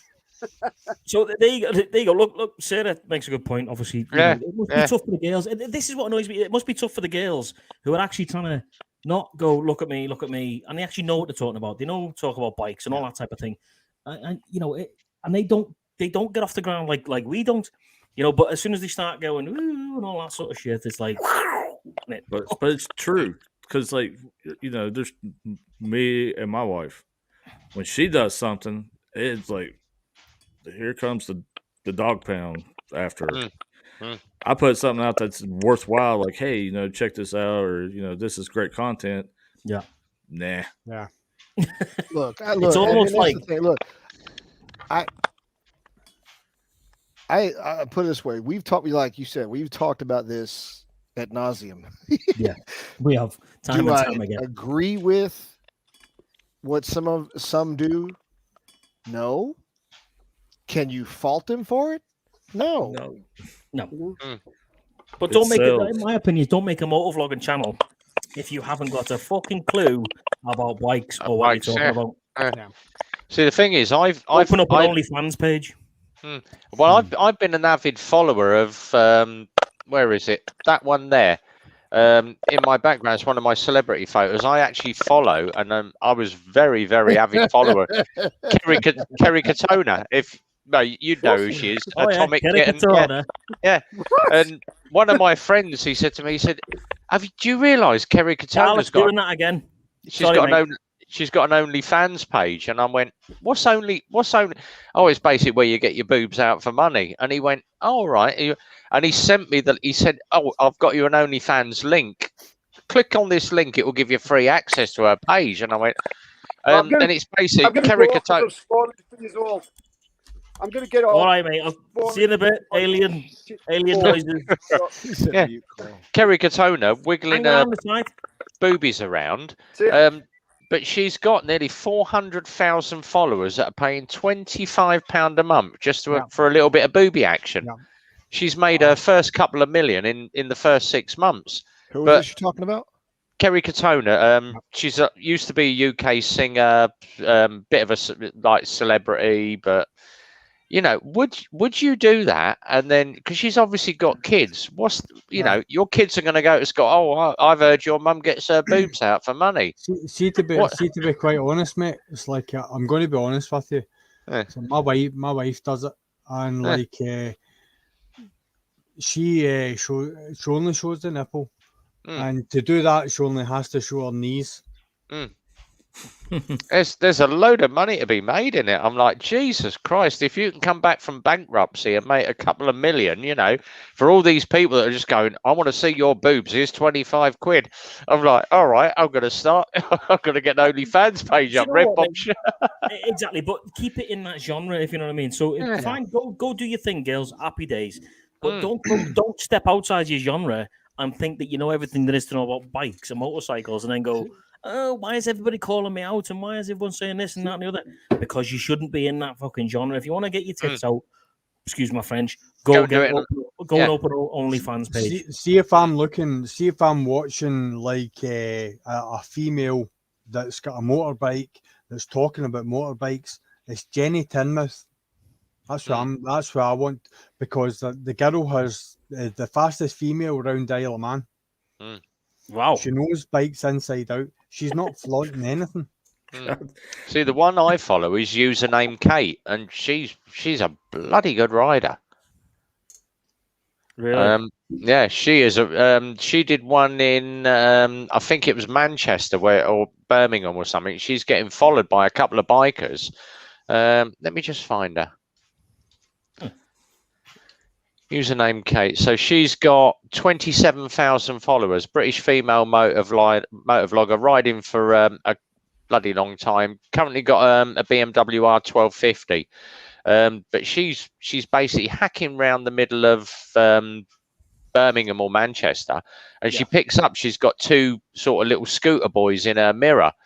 Obviously clocked her bike, thinking, quick Nick, we can grab this bike, and she guns it. And obviously she's a track rider, she leaves them standing, but she literally, this is my bike, this is what I do, this is all the bits and she always keeps herself levered up, helmet down, never shows her face. Well, occasionally she'll show her face, but she's there she's like, it's bikes, it's not about me, it's about my bikes. That's what I like about her channel. On the wall. What the fuck? Toby, you got bras on your wall. I want to see them. Do what? No. Let me see. No. Have you got bras on the wall? No, those are ball caps, man, side by side. Yes. Trust me, if I had one, I'd be wearing it or putting it on there just for the hell of it, just so I can get some views, over the shoulder bowser holder. Yeah. Women riders are awesome. I don't think any of us would disagree with. Absolutely. No, absolutely. Definitely. Pecos Paul's commented she was on her Triumph at the time. Yeah. There you go, Scout. Hey, share this one. Share this screen. Go on. It's not porn, is it? No, it's not. But have you shut that one down? Look at the headline. Hang on. You haven't sent me nothing. Oh, no, Dennis Galvin says it. Nice one. Can you see this at all? Hang on. Just let me. Oh, yeah, seen. Oh God. What you got? Bella Thorne Jesus. First to earn 1 million a day on it. What? Jesus. We're in the wrong business here. Well, it's funny you say that because it's funny you say that because I was talking to a particular vlogger. I won't say any names. This person is probably one of the ones that have been critiqued in the past. This person, I did an interview with them video wise for one of my college classes from the legal marketing side of the coin. This person happens to do legal stuff. Anyway, jokingly back and forth, I shared a link with this person one time showing the video, the story of that person, right?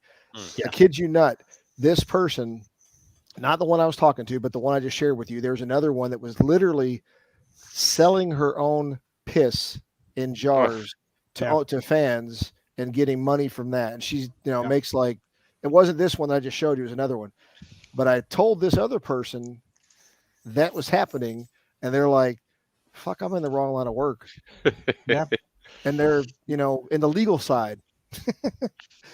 Beard says, I actually got banned from eBay. Yeah, I actually got banned from eBay and had to open a new account because I used to be a DJ. So what we were doing, we had a smoke machine, and we went out and bought these Kilner jars, like the little preserve jars that you get with the clippy lids.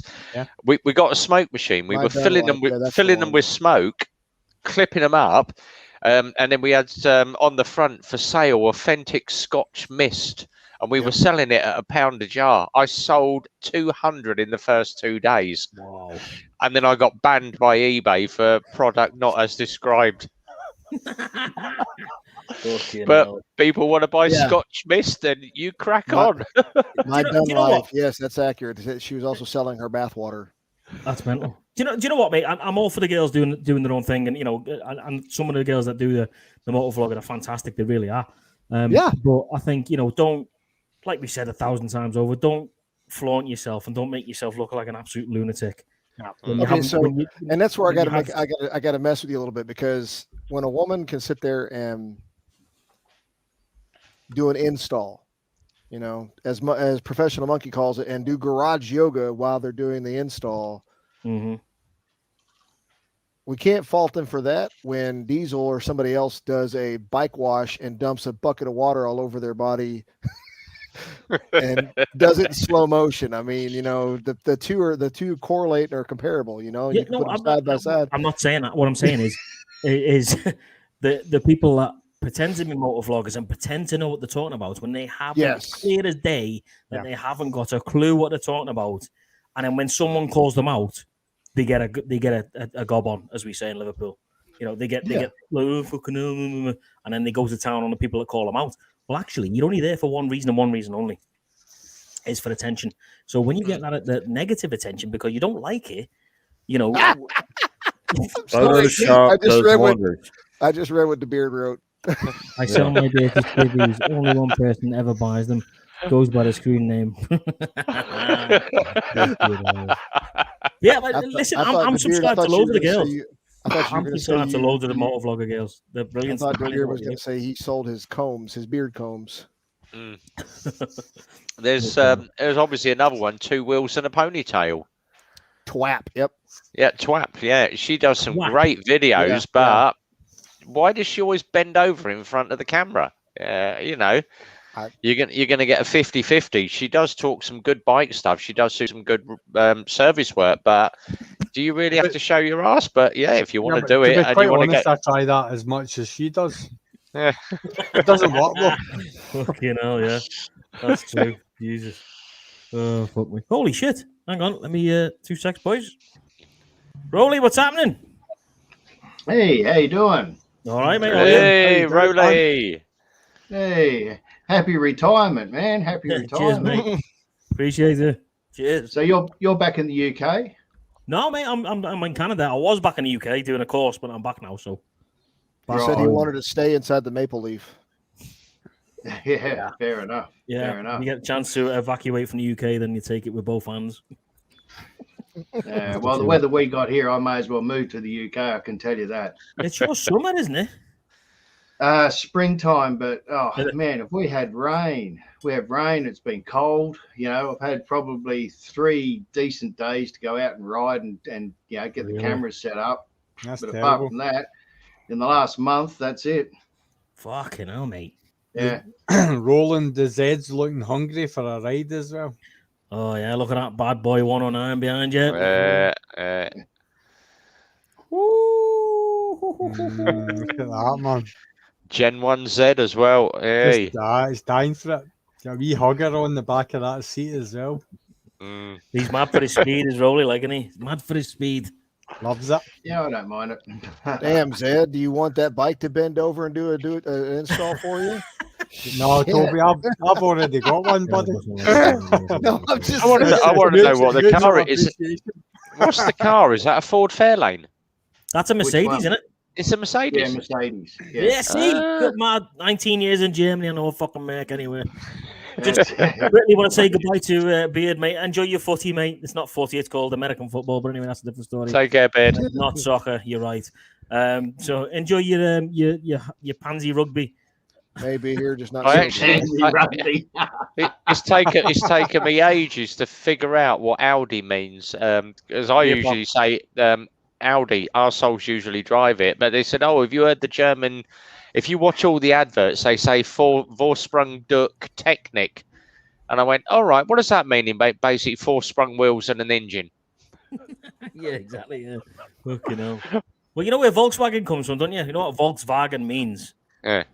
People's wagon, basically. People's wagon, yeah. that makes sense. I just never buy anything that has a logo of a tow chain. So Exactly.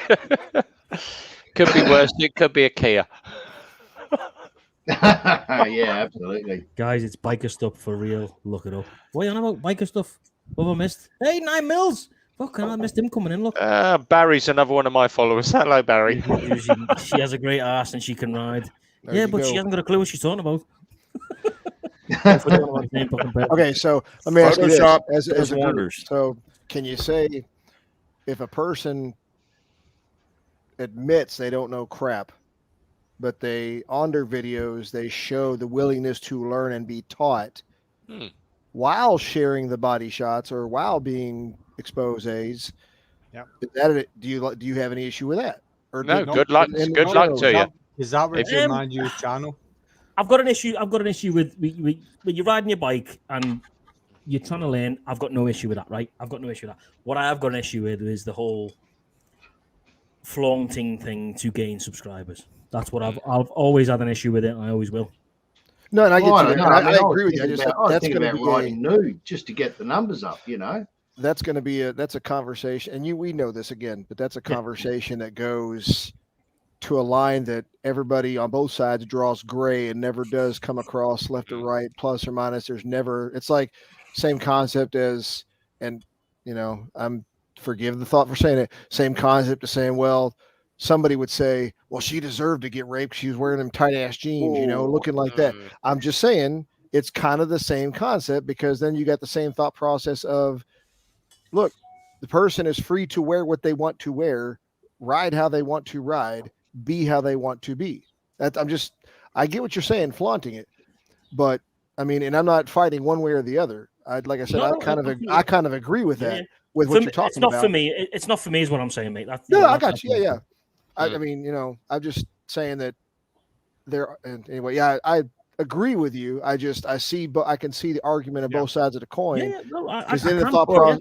Well, where you're going? Because I tell my daughter, I was like, look, if you know the line was in the movie Face Off years ago. If anybody remembers that one, John Travolta and Nicolas Cage, he says when he's talking to his oldest daughter, and he says, "You dress like a freak, and the monsters are going to come out for Halloween at night." Exactly. Yeah. And that's Cheers, Paul. See you, mate. Good night. Cheers, Go ahead, Paul. Drew, sorry. Well, what you're talking about, like, you know, Crystal, she'll tell you she doesn't know. If she don't know, she'll tell you she's learning this stuff. But at the same time, she'll tell you she likes to dress pretty like a woman and ride her bike. Yeah, no issue. Yeah, what's the issue with that? No. I mean, we've all messed with that before. Yeah, Picos is right. I mean, Drew, we've talked about that. We've joked about that before. It's like one time when we said, hey, you know, Drew and Crystal share a picture on Instagram or on their videos. It's like, yeah, people are watching the stuff for Crystal, not for Drew.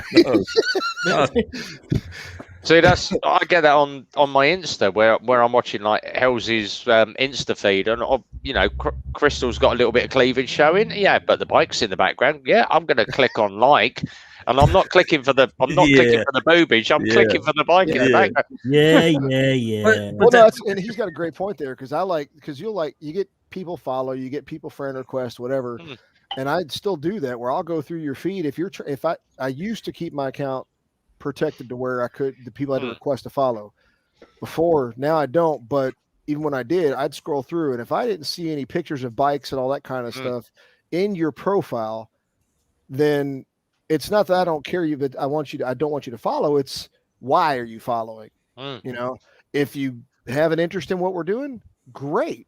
But you know. But we did the bike show. Scouse will know this. We do a yearly bike show in the UK called the MCN, which is Motorcycle News Live.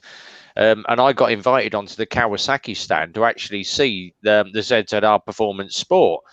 And I said to the guy, the one bike I really love is the H2R, the Chrome edition that's not street legal. And he went, oh, it's over there behind the ticker tapes. And there's this little blonde thing with the boobs and the little thong, and she straddled over the bike. And I went, got my camera out, and she went, oh, and I went, can you get off the bloody bike so I can take a photo of the bike? And she went, oh, but I'm on the bike. And I went, just get out the bloody way. And she went, why? I said, because I don't want to see your tits and arse. I'm interested in the bike, love. Just get off the bloody bike. I've done that before. She took real offense that I didn't want to take a photo of her on the bike, and I'm like, I'm here for the bloody bike. Get out the boxy way. Stop ruining my shot. I mean, I actually hit up, like, there's been women on that, you know, suggested by Instagram or whatever, and I'll go through their photos and I'll see, you know, them modeling on a bike or, you know, whatever. I've actually hit them up directly and said, so is that your bike? Do you even know how to ride a bike, or are you just modeling? And they've answered, some have answered modeling. I'm all right, see ya. And then others have been like, no, I own FLTRS, or I own a, you know, 16 Dyna or whatever. I'm like, cool, you know, hey, rock it, you know. I mean, that's what you're talking about. That's what's funny is we've had incidents where guys were like that. Oh, she's just a pretty face on the bike, and then they go ride with us, and they have trouble keeping up with her, and they're like, oh crap, she can actually ride. We've got obviously because I do Super Sausage every Sunday, and we have one of the girls come in, and she's actually the Honda sales girl. She's the parts department for our local Honda dealer, and she rocked in, and she had the new Fireblade, and she turned up on it. Of course, skin tight race levers, the crash helmet. Husband comes in on the other Fireblade and rides behind her, and he pulled up. And of course, they're all round this bike because she's got her skin tight levers on. And this bloke went, oh, is that your bike, love? And she went, well, no, it's just borrowed from Honda for the day. And he went, oh, so what do you ride? And she went, oh, I've got this. She owns about 4. Yeah. And they're all looking at her. And he went, oh, so she went, oh, yeah, but it's got this, blah, blah, blah. And she starts reading off the tech spec, and these guys' chins just dropped. Yeah. And see, I love all that. I absolutely love all that. That's amazing to me. That's fantastic. That's just like one of us.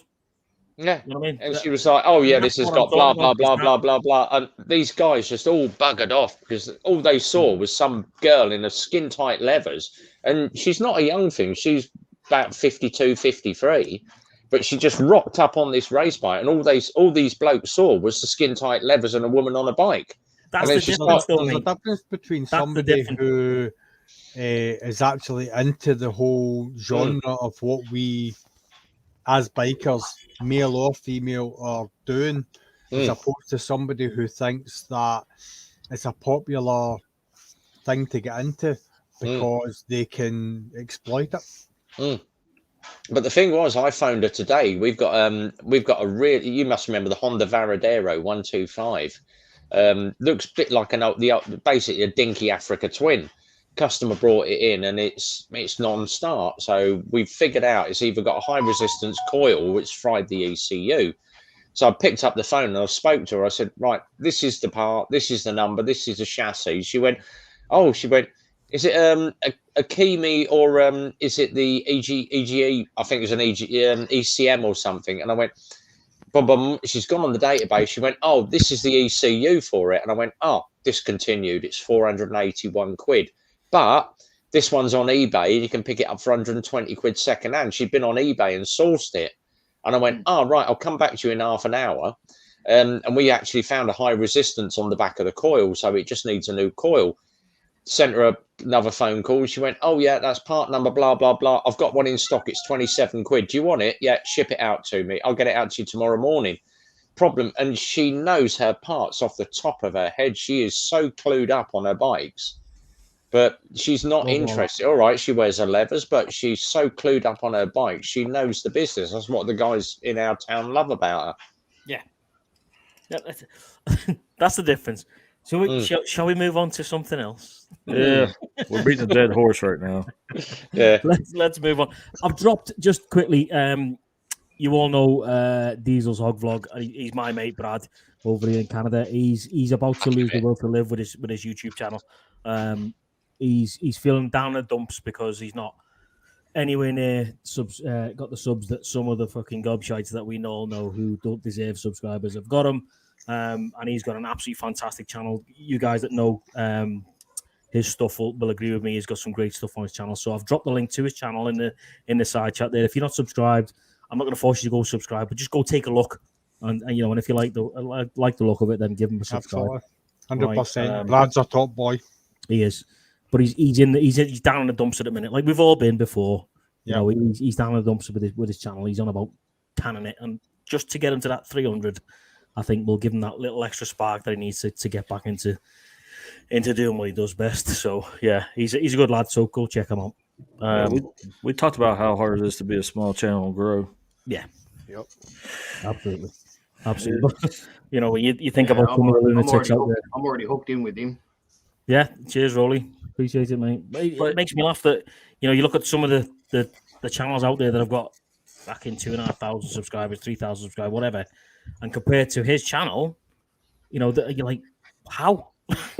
How it doesn't add up to me. But anyway, that's a different fucking story. That's some good stuff too. No, it's not. It goes back to the same thing you were talking about before. The subscribers, the comments, all that kind of crap. Yeah. But I mean, like I said, this is a book I've been reading for months now, many months, because I keep on getting into college books, keep interrupting. But if you haven't read this, you ought to give it a shot. I can't read. I stopped reading after I retired. You're right. I can't read now. I've left the army, mate. No fucking chance am I going to learn anything. I was going to be a Marine until they figured out I could read, and they were like, "You need to go over there." Talking to books that they read, then. So there you go. Okay. Motorcycle Roadcraft, Police Rider's Handbook. Me and Simon are both on the same book. I've finished that and I'm back through it again. I'll go get one of the books I've been reading recently. Just because it's but even as a small channel, we can still be an inspiration to people. We don't need to hear that kind of book, but the kind of book he's talking about where, quick one. Obviously, who was it that said Pico? I think it was Picos. Someone's bought an electric bike. Yeah, Brad's bought an electric bike. He's bought the Damon Hypersport. And if you haven't seen what the Damon Hypersport is, 200 mile an hour, 200 brake horsepower, and it's absolutely nuts bike. It's about 30,000 Canadian dollars. Wow. I'm waiting for Scouts to pull out the Karma Sutra. That's I've been reading this one recently, boys. It's pretty good. Yeah, it's a little bit old. Holy Bible. What's that? It's pretty. Can't see it. Oh, there you go. Is that the Quran? Good book. Good book. Mein Kampf. Okay. I'm blind. You're gonna have to enlarge your screen, man. I can't read that shit. Adolf Hitler, Mein Kampf. That's the one I'm reading now.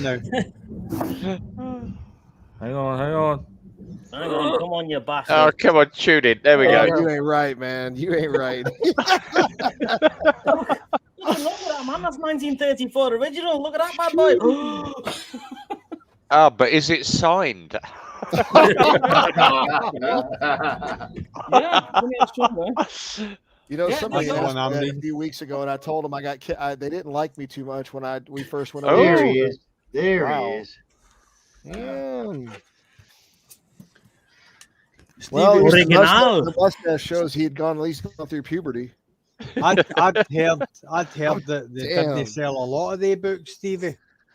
Say again, bud. I heard that in Mein Kampf didn't sell a lot of their books. Nope, it didn't sell In hardly fact, any. Outside the shops, they were about that high. Yeah, so they were about that high, and he's over there. Oh boy. Here we go. It's fucking started, hasn't it? Jesus Christ. No, but you're right, though. They didn't actually sell a lot of those, actually, to be fair. Excuse me, and you know I'm a World War II freak. So what he did was, after obviously he got into power and stuff, he started making it every wedding that happened in Germany, every birth that happened in Germany, they would get a Mein Kampf. Yeah. So everybody had to have one. Wow. Yeah, but it's a tough read. Like it really, it is a tough read. I've actually read it. It's a tough read. It really is. Yeah. It was $10 to buy, but he was a little bit Jewish with the money, so he paid $5. Fucking hell. Best of luck, Scouse from Adolf. It came with a free poster. Let me show you. And Oh, ladies, great. here we go. Oh my God, do we really want to see this? Are we going to get banned on this one? I was waiting for him to come back to say something. Oh, there we go. There we came with the free poster, all right. Yeah, we just got flagged for white supremacy. We're done. We're done. We're out of here. Yeah. Hey, Yeah. Fuck. It's like a and ladies Turkish. and gentlemen, those who are Talking watching, about this will comments be the and military stuff bikers' disappearing, last I think we're gonna hit product. I'm more than a Buddhist symbol. The channel will be banned tomorrow. Disclaimer: I'm not a Nazi. I just collect World War II memorabilia. You want to see what's behind that fucking screen? It's like a turkey shoot in a barrel, isn't it? It's that time of a night. It's that time of night, isn't it? Right. Are we ready for hat time? We all know Oh, what God. goes on. How Ready? many do I? Hey, did you Hang on. see this? Ready? Hold on. Right. Looks like Ben. How many have I got up there? Ben got his new blow-up doll. So, right. Go get a hat. Ready? Go. Get a hat. I got a hat. What? What the hell's he Oh, doing? hat then. Is he changing pajamas again? Yes. All right. So, There we go. All right. funny hat So time. There we go. we support the Americans Oh here my then. God. It's funny hat time, there. Look at that. There we go. This is what makes This- my fucking This thing good. cost me nearly $500 What? Wow. because The brain or the hat? You might have got ripped off. it's actually signed by Luke Bryan. Who's he? Okay. He's a country singer. Oh, is he? So Ah. yeah, Luke Bryan. I was never into country music, and then He's Someone got some said to- decent songs. I bought it for the wife because she likes Luke Bryan. And I'm like, really? I can't wear a hat. Nah, sod that shit. Fucking hell. Hello, CIA and FBI. Fucking hell, it's all coming out now. South RIP 21. Jesus Christ. Malcolm, what's happening, mate? Thanks for coming on. I don't know if you've been in a side chat for a while, but we've literally lost about 10 people watching since I pulled that It's over there. out. Yeah, it's over that way. I was going to say, I walked into a German library, back when I was in Italy, traveling around, and I asked them for a certain book, but they said, "How you doing?" I said, "Hey, how's it going? How's it going?" And they said, "Get out. High five. High five. High five. Yeah, high five. Do you know how many books you're allowed to take out of a German library? Oh, here we go. Go on. 9. No. I thought you were going to say none because they're all burning. I know. There's only a few words I know, and German for a bar. Ein Titten floppen stoppen. Ein Titten großen Pimmel. Yeah. Oh my God. This has gone wrong like instantly, hasn't it? German word for underpants. Stop them from flopping. This has gone from bikes to something totally. You know. Why do you never wear Russian underpants? Hearing you all talking about, are we still talking about women motovloggers? I have no idea. No, Where we are. There we are. Pecos is bailing. I gotta go. I've had enough. See you, pal. Take it easy, mate. Thanks for coming on. Take it easy, Pecos. See you, buddy. See you, mate. Oh, fucking hell. Terrible. I tell you what, at least my head's warm now, thankfully, because I'm fucking freezing in the So, basement. Stevie, what's the story with the hat? So this is from Berlin. This was bought from Berlin. It's an actual Russian thingy hat. I've just put a stupid badge on the front. Yeah, it's from a East German. What is that noise?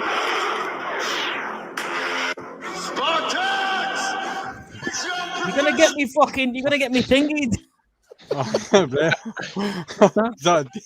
Let's get Diesel over 300. Yes, well in, mate. Did you do that, Toby? Yeah. Good Is man. he over 300 yet? But I had to use the 300. Sorry, I hope I didn't get you fired. But I was using That's a good point. Yeah. I like 300 it. for the. Oh, you know. Like it. So right now he's on 283.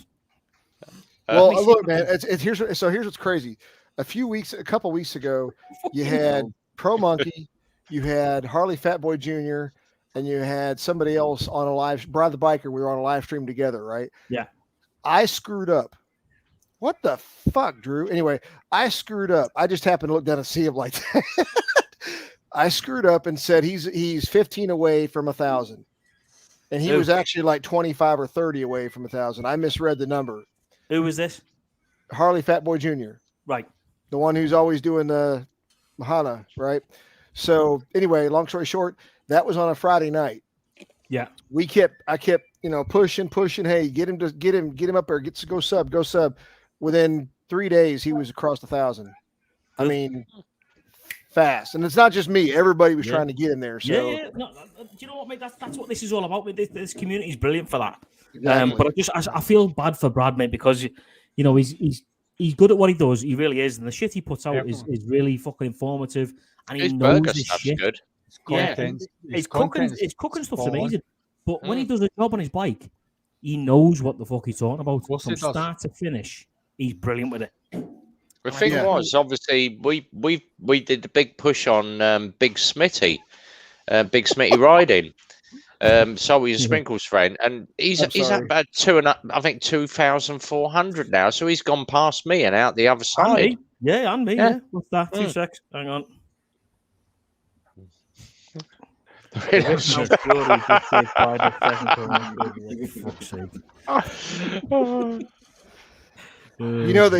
was watching a channel called Guns and Gadgets, and the guy showed the executive order, right? It was scary over here that Brandon actually went in for a colonoscopy.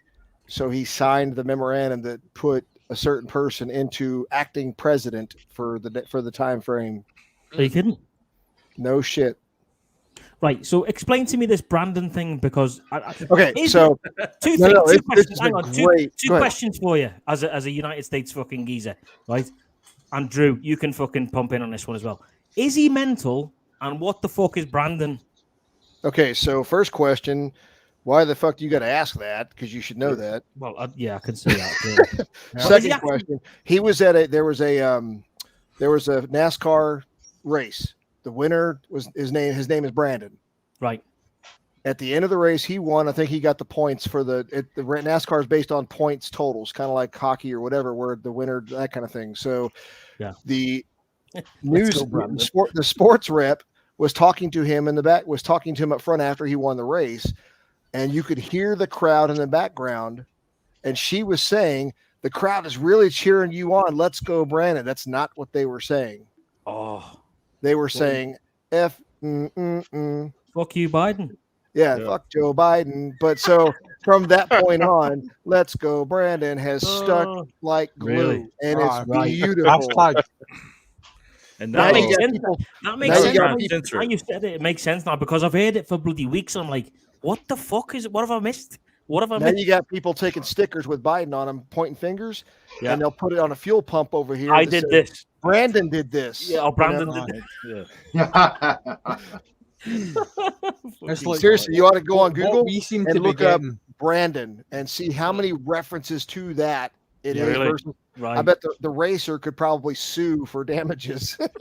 what we seem to be getting, certainly in the UK, is like a whole load of like Biden's just like rambling interviews where you're like, what the hell are you talking about, man? Yeah. Zed, guess what? I promise you one thing. I promise you one thing about what you're seeing. None of it is edited. No, I don't doubt it for a minute, my man. I do not doubt it for a minute. Do you think he's got Alzheimer's or dementia or something? yeah, that's No, he'd have to have. because my grandmother had it, and he 10 past acted 2. exactly like she did when she was declining. Yeah. Dementia or Alzheimer's? Alzheimer's. Oh, Really? yeah. Yeah, because he also has where he gets angry, and that's his sign Yeah. of Alzheimer's. That's because that's the frustration coming out. Yeah. 'Cause It almost looks like you're bipolar, but you're not. It's the memory failing. No, Let's that's be honest, exactly that, because you he's- know what you're meant to be saying, but it's like something. I 100% agree. That man is in charge of the most powerful nation on the planet. No, He's not. Everybody behind him is. Well, yeah, That's I know like, that, dude, but he's- that's look, I liked him, but that's kind of like back in the 80s Yeah. when they said Reagan was in charge. No, Puppets he on the wasn't. string. Nancy was in charge. Yeah. So is it Pelosi? No, worse. It's Harris. Kamala Harris. Kamala Harris. Right, yeah. Right, got you. She So is she's the currently VP, right isn't she? now the acting president of the United States. Oh, really? No shit. Oh, fuck. That's why there's a rift. Right? Really? Do you think? Obviously, there's going to be another election in what? 3 years? 3 years and a bit? 2 years? Two. Might 3 be years, 3 sooner. years. And well, yeah, it might be soon if he loses his Depending on block. Biden's health, isn't it? Really? No, Do you no, think- no, no, no, no, no, no, no. No. The way the U.S. Can it Constitution carry works on? is if Can he- it carry if on he- if he passes over like No, during yes, his under the presidency? 25th Amendment for the Constitution, if he is declared mentally incompetent, she takes over, and then All right, okay. and then the Senate or whatever, I can't remember who it is that they appoint another vice president. It's not constitutional, but Wow. Yeah. It sounds, you think that was as the- if you that's think that been was the thought plan all about along? before he's been elected.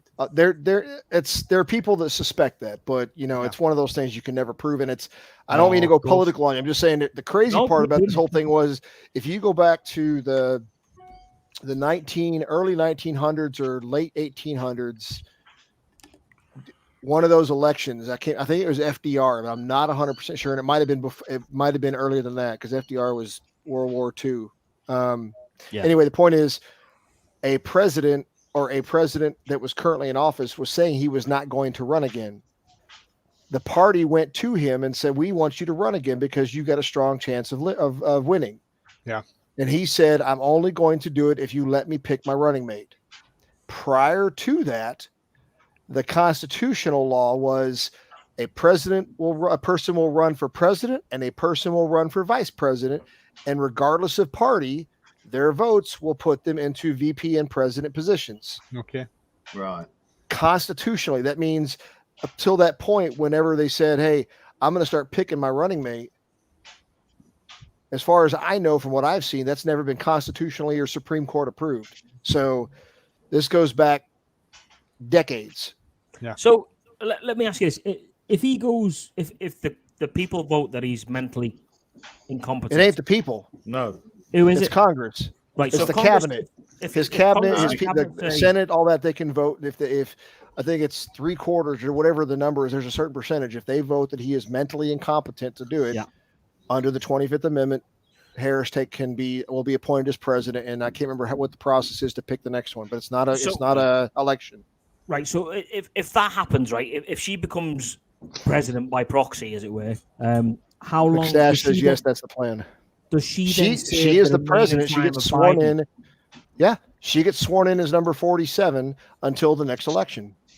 But does she get another 4 years, or does she just get? No, she just picks up where he takes off. Okay, she picks up until the next election in 2024, and that'll be against Trump. Okay. Can we just get Morgan Freeman in to do it? Okay, like how scary with everything that's happening? How scary is this close to Nazism? What happened in Germany? Yeah, that's because it's almost the same playbook of what they're trying to pull. Yeah, you know what? No offense. I wouldn't go that far, but it is. Hey, you know what? No offense, and I'm all respect to everybody because I think my position is known already.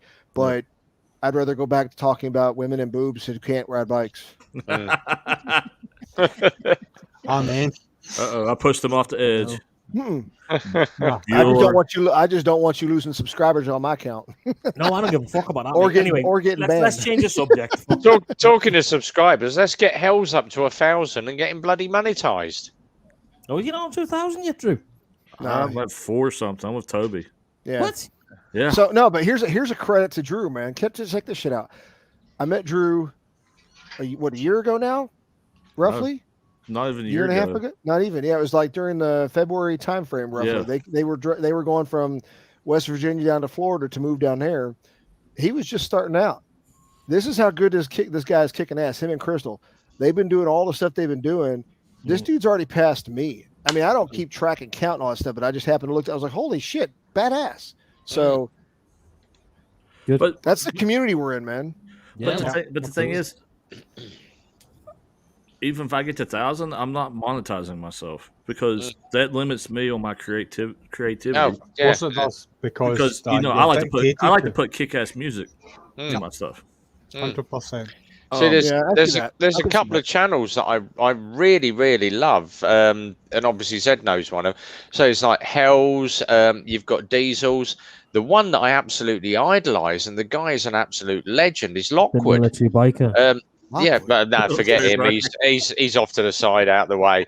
When you guys talk about, hey, every time I hear, not to stop you, but every time I hear somebody mention a channel, I go look him up while we're talking. Yeah, go and look up Lockwood because Lockwood is he's got a VFR 800. Absolutely love that Lockwood bike. And Company.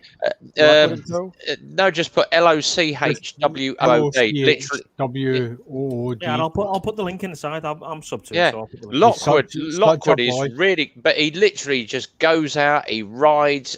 He's part of the basic bikers, Airship Vlogger, and all them lot. Nice. But I absolutely love watching Lockwood's videos, and I tend to just comment, and he was in my live stream last week, and it was a pleasure to have him in. I went, of all the people that I follow, I could have had like Royal Jordanian or the Missenden Flyer in or Teapot Ones, one of them big moto vloggers. For someone small to come on my channel that I absolutely idolize because he just rides a bike, and that's what I said to him. He's some fantastic content. I was at the Basic Bikers camping weekend with Robert, and I can honestly, the story that he told me at the campfire was absolutely breathtaking. And how he still rides, I don't know. But I absolutely respect the guy for riding a bike, and I have the utmost respect for him. He's another Scottish moto vlogger. Thanks. I just said the thing is, I don't know whether it's I don't want to blow smoke up your arse, Zed, but I don't know what it is with the Scottish. You guys are just so laid back and you just do your bike videos. But Lockwood, when he came in the room, he was just slow, laid back, and he's only got a small amount of subscribers. But Jesus Christ, that guy, he's just there. His persona just took over the channel. It don't matter. Look, it don't matter because have you ever watched Big Smitty?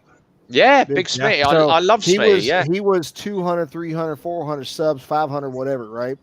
It's a matter of hitting that stride somewhere. Insane Throttle Biker. He had mentioned him or dropped his channel name and all that kind of stuff. And dude has just skyrocketed. The last month, he's up to over 2,500 subs. So it's just a matter of hitting that stride or getting in that. Somebody's a person with a lot of subs might influence or might, who knows? It doesn't. But the point is, for him is he does his own thing. He doesn't give a shit. Small channel mafia, like Drew knows. Yeah. The guy's a great guy. I almost got to be able to meet him and the dude when I was in Texas for other Toby, reasons. you're small channel mafia. The likes of I know that, but I'm just saying, he's the kind of guy that you can always know that does his shit. You know. Yeah. The likes of all the Scottish motovloggers, that's what we like. We want everybody to come to Scotland and ride our roads. And when you come, we'll be there. We'll show you where the best roads are, and we'll make sure that you have a great time. I've got a trip planned for next year anyway. That's not possible because they're all on the left side of the road. There's no good road. No. Left side. I've been the right side of the road many a time. I'm just kidding. No, it's funny when we flew over to the UK. We flew over to the UK a couple years, 2 years back. No, just say we flew over to the. What were you saying about left-hand drive, motherfucker? Hey,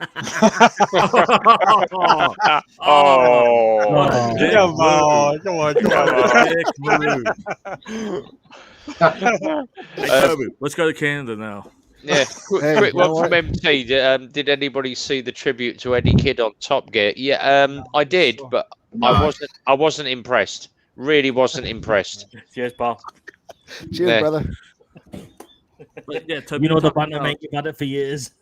You talk about being 1,000 monetized. Like you're going to see it. You're going to see how I'm going to do things different next year. My whole thing is I'm trying to show small channels there's different ways to make an impact. Yeah, and to grow your channel. Yeah, that's my thing. I'm just like, I don't do it. Would I like to be monetized someday? I don't. That's not my goal. My goal is to spread. My goal is to spread and grow the community.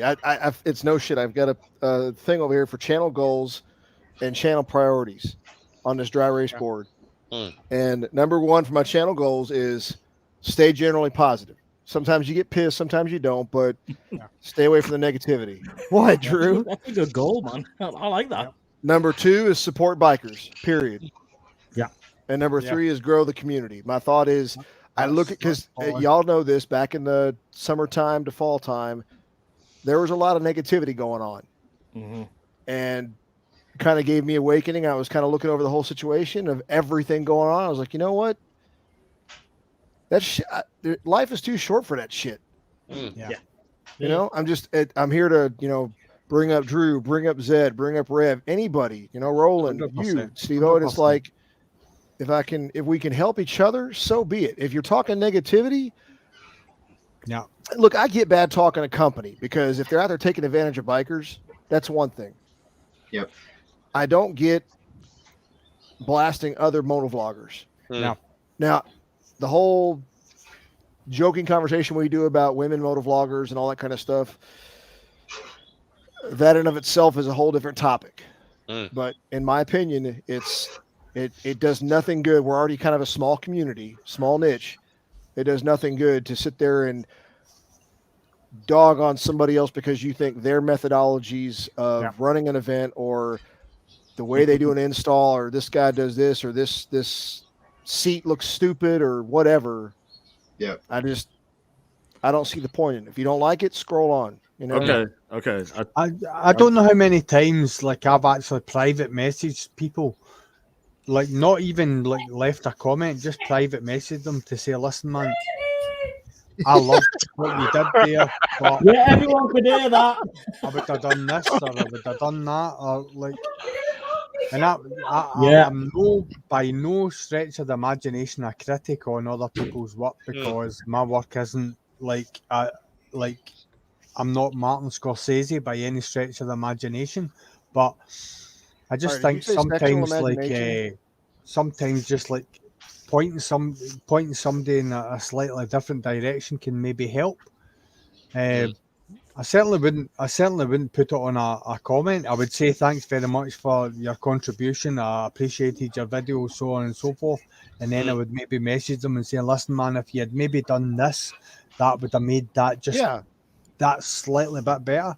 But and in turn for that, I would appreciate somebody doing that with me as well. Like said, less of the booby tassels, less of the G string.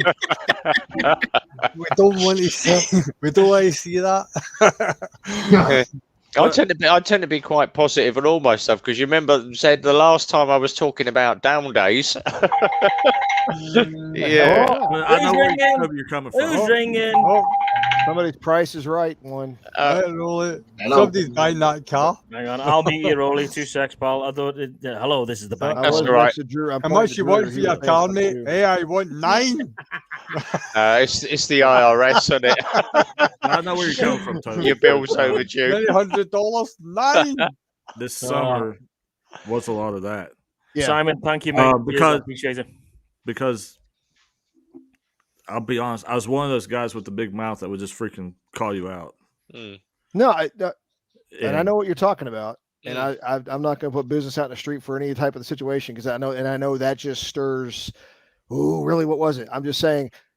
I have watched other. I'm not saying you. What I'm saying is, I've learned that it's a small click. Yeah. And you can what's that? You can be impacted real easy with your channel. Yeah. So even if it is true or right or your opinion, you kind of have to. I wouldn't say shut your mouth, but at the same time, pick and choose.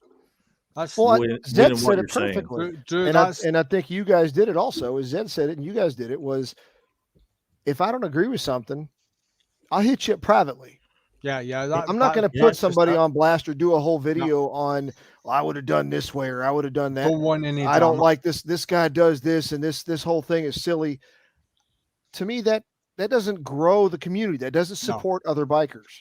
No, I mean, some people think that the two big motor vloggers having this back and forward is going to somehow grow both our channels, but no. Yeah.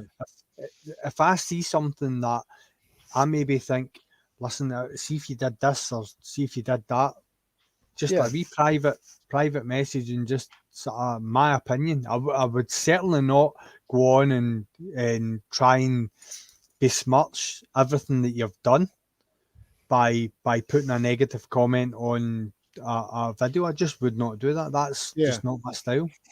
There's been the guys will agree with me that there's been a lot of fucking negativity. We spoke about it at the beginning of the show, didn't we? There's been a lot of fucking negativity going around the motovlogging channels recently, and I don't know why. I really don't know why. Rock, man. Fucking rock. Don't get me started on that shit. It's bizarre. The problem I had, and I'm just putting my flaws out there with everybody. I come from a world where you just say it.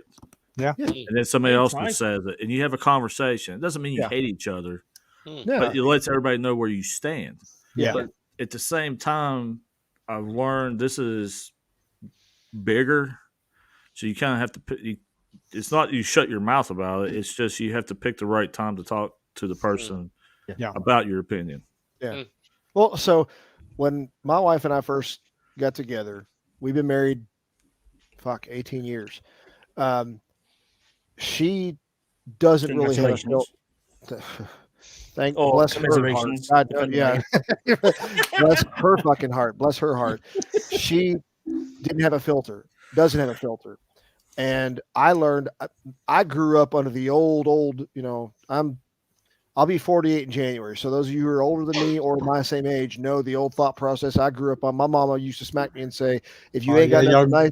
If you, I know, shut up, youngster. You're youngster. I still got hair.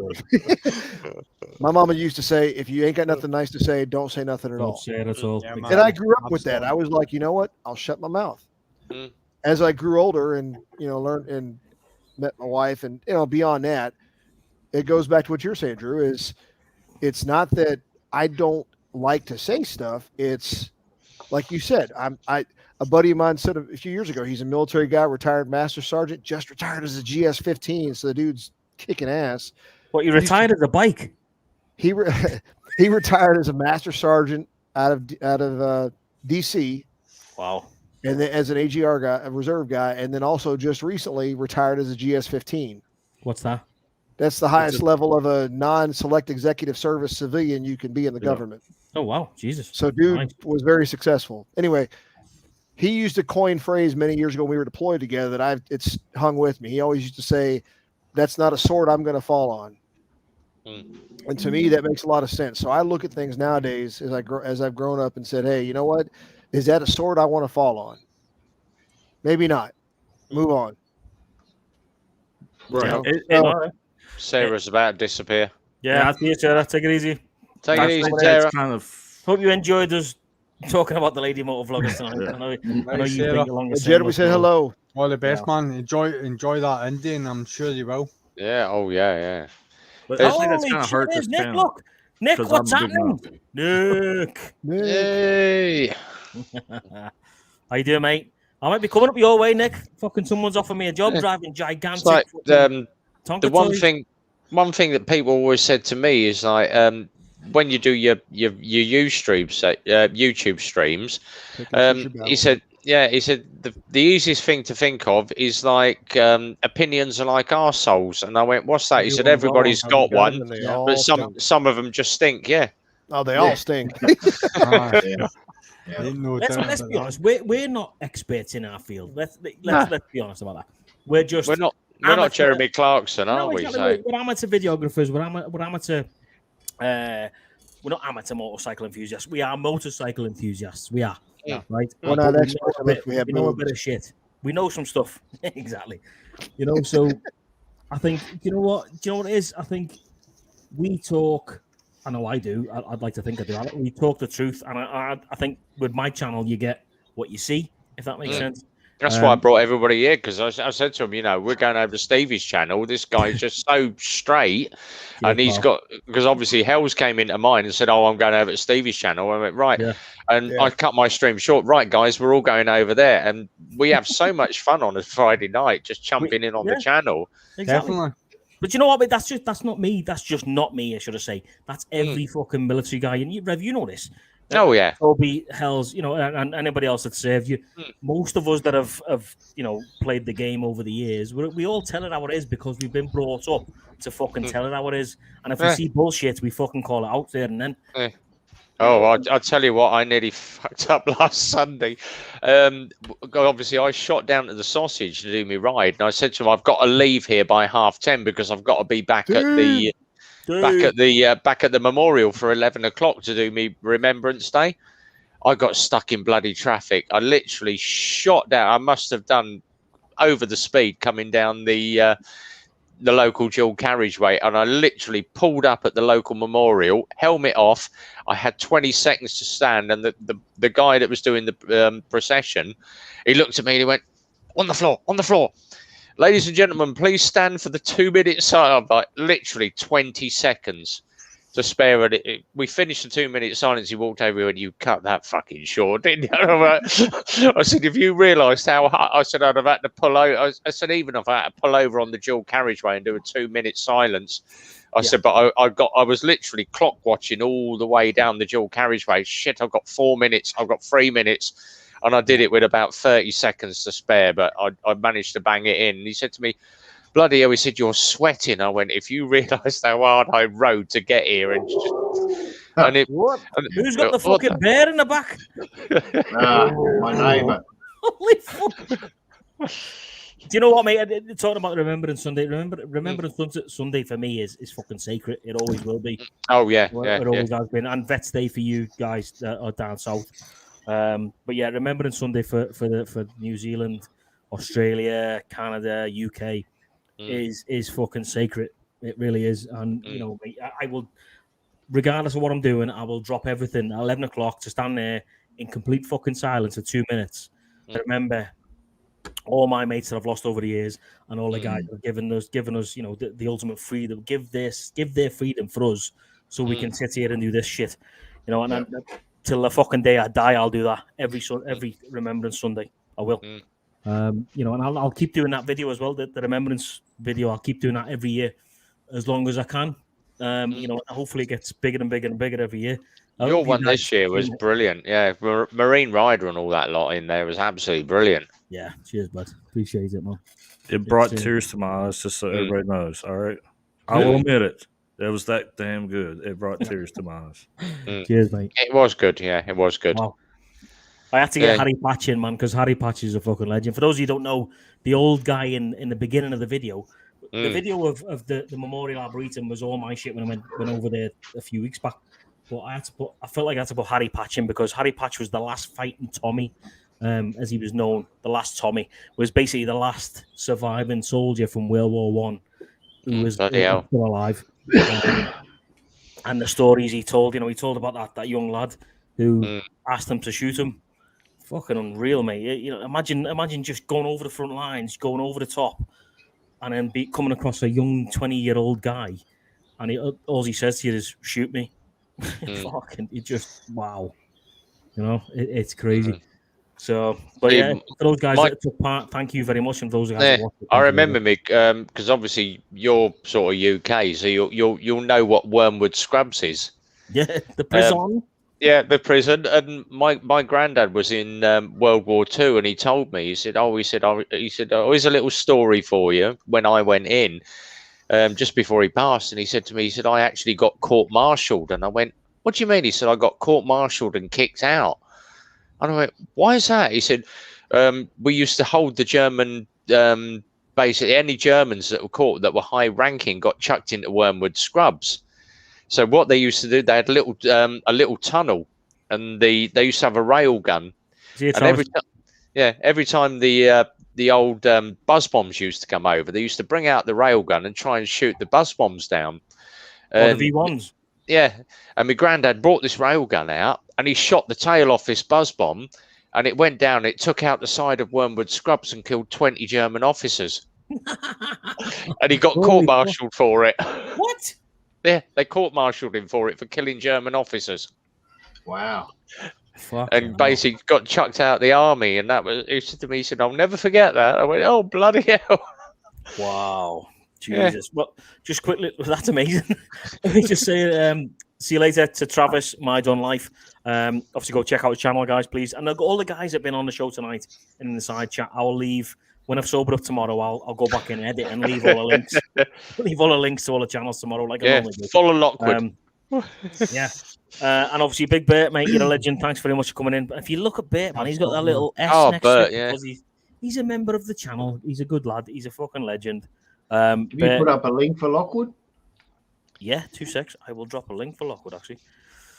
But yeah, no, Bert, thanks very much for coming in, buddy. Enjoy your day. I don't know what time it is in Down Under right now, but obviously, I'm guessing he's got to go and do some shit. So, Who's leaving? Big Bert. Take it easy, Bert. Oh, take it easy, brother. Big Bert. Big Bert. In case you didn't know who Big Bert was. Oh, Marine Rider. Hey, bud. There he is. Oh, talking to the man. Here he is. He's a fucking legend. That man is a legend. Guys, go over and check Marine Rider's channel out. He's a fucking top bloke, as is everybody else in the side chat, obviously. I'll just dump Lockwood's link in there right now. So there you go. Hey, so if you want great advice for your show, talk to Toby. What? Yeah.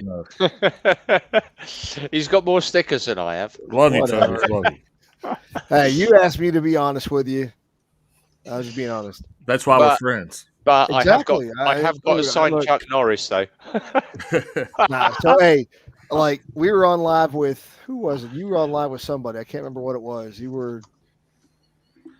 You opened, anyway, he asked me about because Drew just started doing live streams. You know, he doesn't have the months-long experience of Canadian and UK wizardry of this guy right here, you know. So he asked me what I thought of his live streams. And I said, you've got some incredible guests you're bringing on. You've got some great questions. You're doing some cool stuff. I said, my opinion, I just said his voice is a little dry. Bueller. Bueller. Do you have dry eyes? Y'all have heard it takes a village to raise a child, right? So if my kids were down the street and they were misbehaving and one of y'all smacked them upside the head, sent him back to me and called me and said, hey, your boy was acting messed up, I smacked him in the head and sent him back to you, I would expect that. Me too. So my thought is, you know, as long as you called me, my kid came to me first and said, hey, he smacked me upside the head. Then I'm hearing his version. Then I got to sort the shit out. Yeah. But I would expect nothing less, you know, it's the same concept as the whole negative thumbs down bullshit. It's like, if you see something you think could improve on my channel or whatever the case might be, tell me. Yeah. We're all grown ass freaking adults. Tell me. 1,000%. I agree with you. I ain't got no boobs, so I can't flash nothing across the seat. So tell me. Well, it's like me and this guy right here. Like when he called me by the wrong name, I called him out in a heartbeat. You can't say that. Rev, did you call him the wrong name? Aye. Yeah. Good. I did have a few that night. I was a little. Hey, but Rev Drew can't say that no more because I mean, look No, right but here. I Look did. right I here. did get Hells mixed up with. I That's think why I do that. I can't remember what his name was, but it was very close to Hells on Two Wheels. No, it was Swami. Swamp. Yeah. All right. You said it. You said it. That's what more like Girls on Two Wheels. Drew, I am so sorry, bro. But Yeah, I had to. but it was, The thing it was, Swami. Hells messaged me and went, "I'm not fucking Swami." Oh shit! And I did apologise. I went, "Sorry, I've had a few." Swami's a big bearded Jew. Yeah. Dude, he's awesome. Hey, look. Swami's But the thing was, I went back and went, "Oh shit, I've got you mixed up with Hells on Two Wheels," and he basically turned and went, "Fuck you," and blocked me on his channel. Oh, who blocked you on their channel? Hells? Yeah, blocked me. Swami blocked me. Don't feel bad. You know why? He blocked me on Instagram, Facebook, and YouTube. Swami's gone AWOL. Swami's gone AWOL. I don't think you blocked him. I don't think he blocked you. You know why? Because he closed all his shit.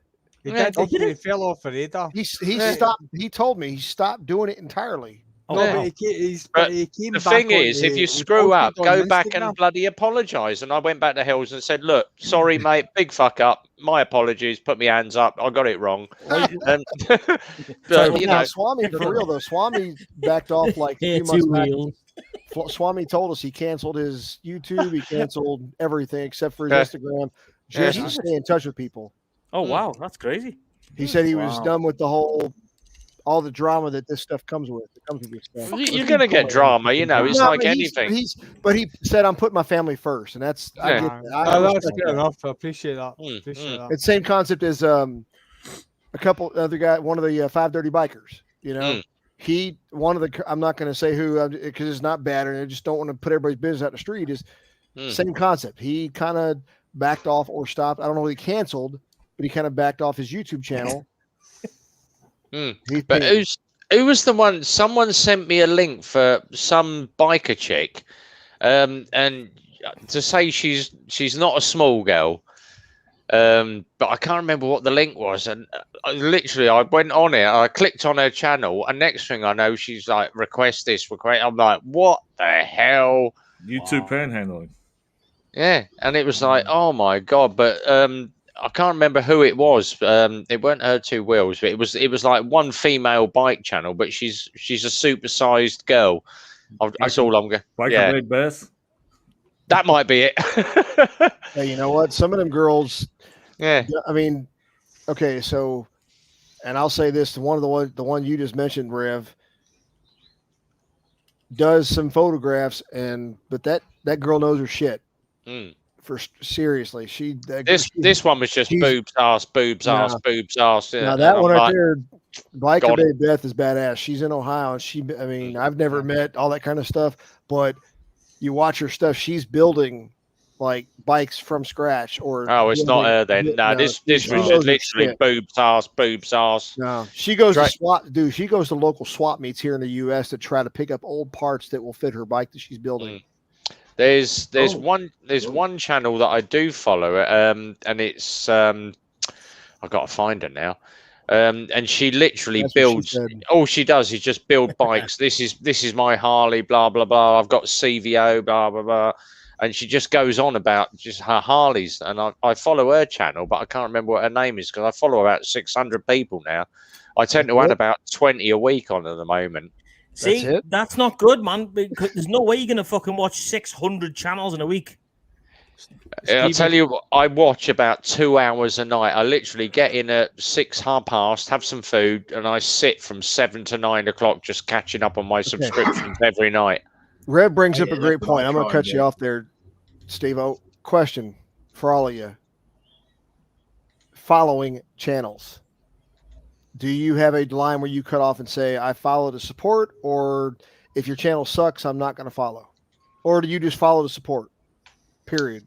I try to support everybody, even if I don't. If it's not my cup of tea, I know how it feels. Yeah, being a small channel, and a lot of people are like, oh no, I'm not going to watch that because I don't like it.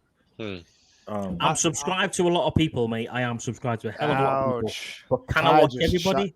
Shots fired with Ty from Tennessee. I follow him. I can honestly say that every single person that I am subscribed to, there's a reason why I'm subscribed to them. I can argue that too, though. I may not necessarily still watch their stuff, but at the time that I saw their content, I was subscribed to them. And that's just that. It's tough to. There's a fine line between subscribing to people and watching the stuff, because you can subscribe to everybody and you're still supporting that in that sort of small way by subscribing, but you don't get the fucking time. We all don't have the time to sit there and watch all those people. Fucking, we just don't. I certainly don't go down the road of subscribing to people hoping that they'll return the favor. That certainly no, I don't do the that's sub for sub not shit. No, absolutely not. That's not in my remit. No, there's a difference between there's a difference between Drew or Rev saying, "Hey, this guy's got an awesome channel, check him out," or me saying, "Hey, check out Diesel's, go fucking get him over 800 or 1,000 or whatever the case may be." 100%. Versus somebody who says, "Hey, check me out. If you sub, I'll sub." Toby, I'll tell you one thing. There's been certain channels that Drew's subscribed to that I've followed because Drew's been following them and I've checked them out and I've subscribed to them as well. And the same with yourself, the same with Stevie, and the same with Revbomb. I've done exactly the same. And Roland, you know for a fact that we actually are on channels that aren't even related to motovlogging whatsoever. Across the pond in America, it's like so it's like it's each to their own. It's like there's no set sort of formula to it. I'll be honest. I'm sure we're all guilty of this. I'll be honest, right? Can you highlight Exeter Rider's most recent comment, because he lines up with what we all just said. Here we go.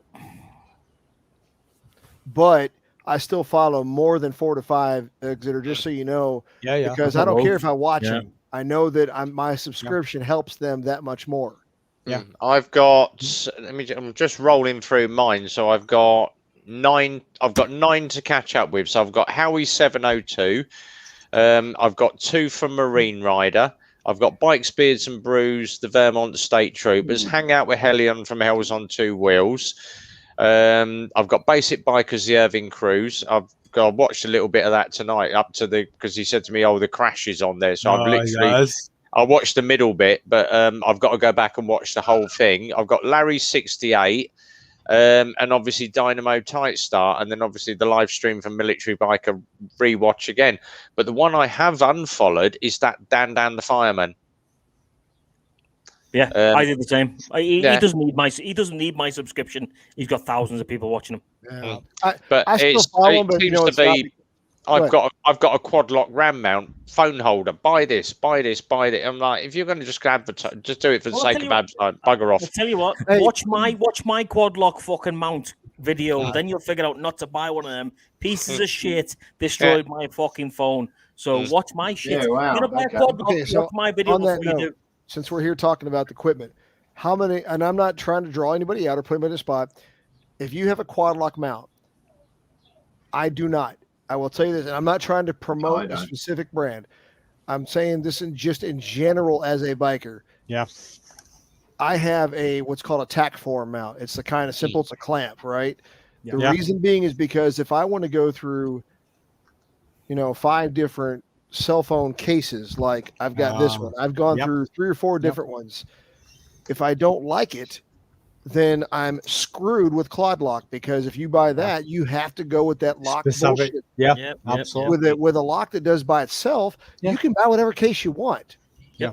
And it will lock in. But I'm not just talking about bike. I'm talking about with something like this, I can go from bike to truck to family car or whatever. The point is, I can't I get Quad Lock. I get, Steve was saying about the fall off.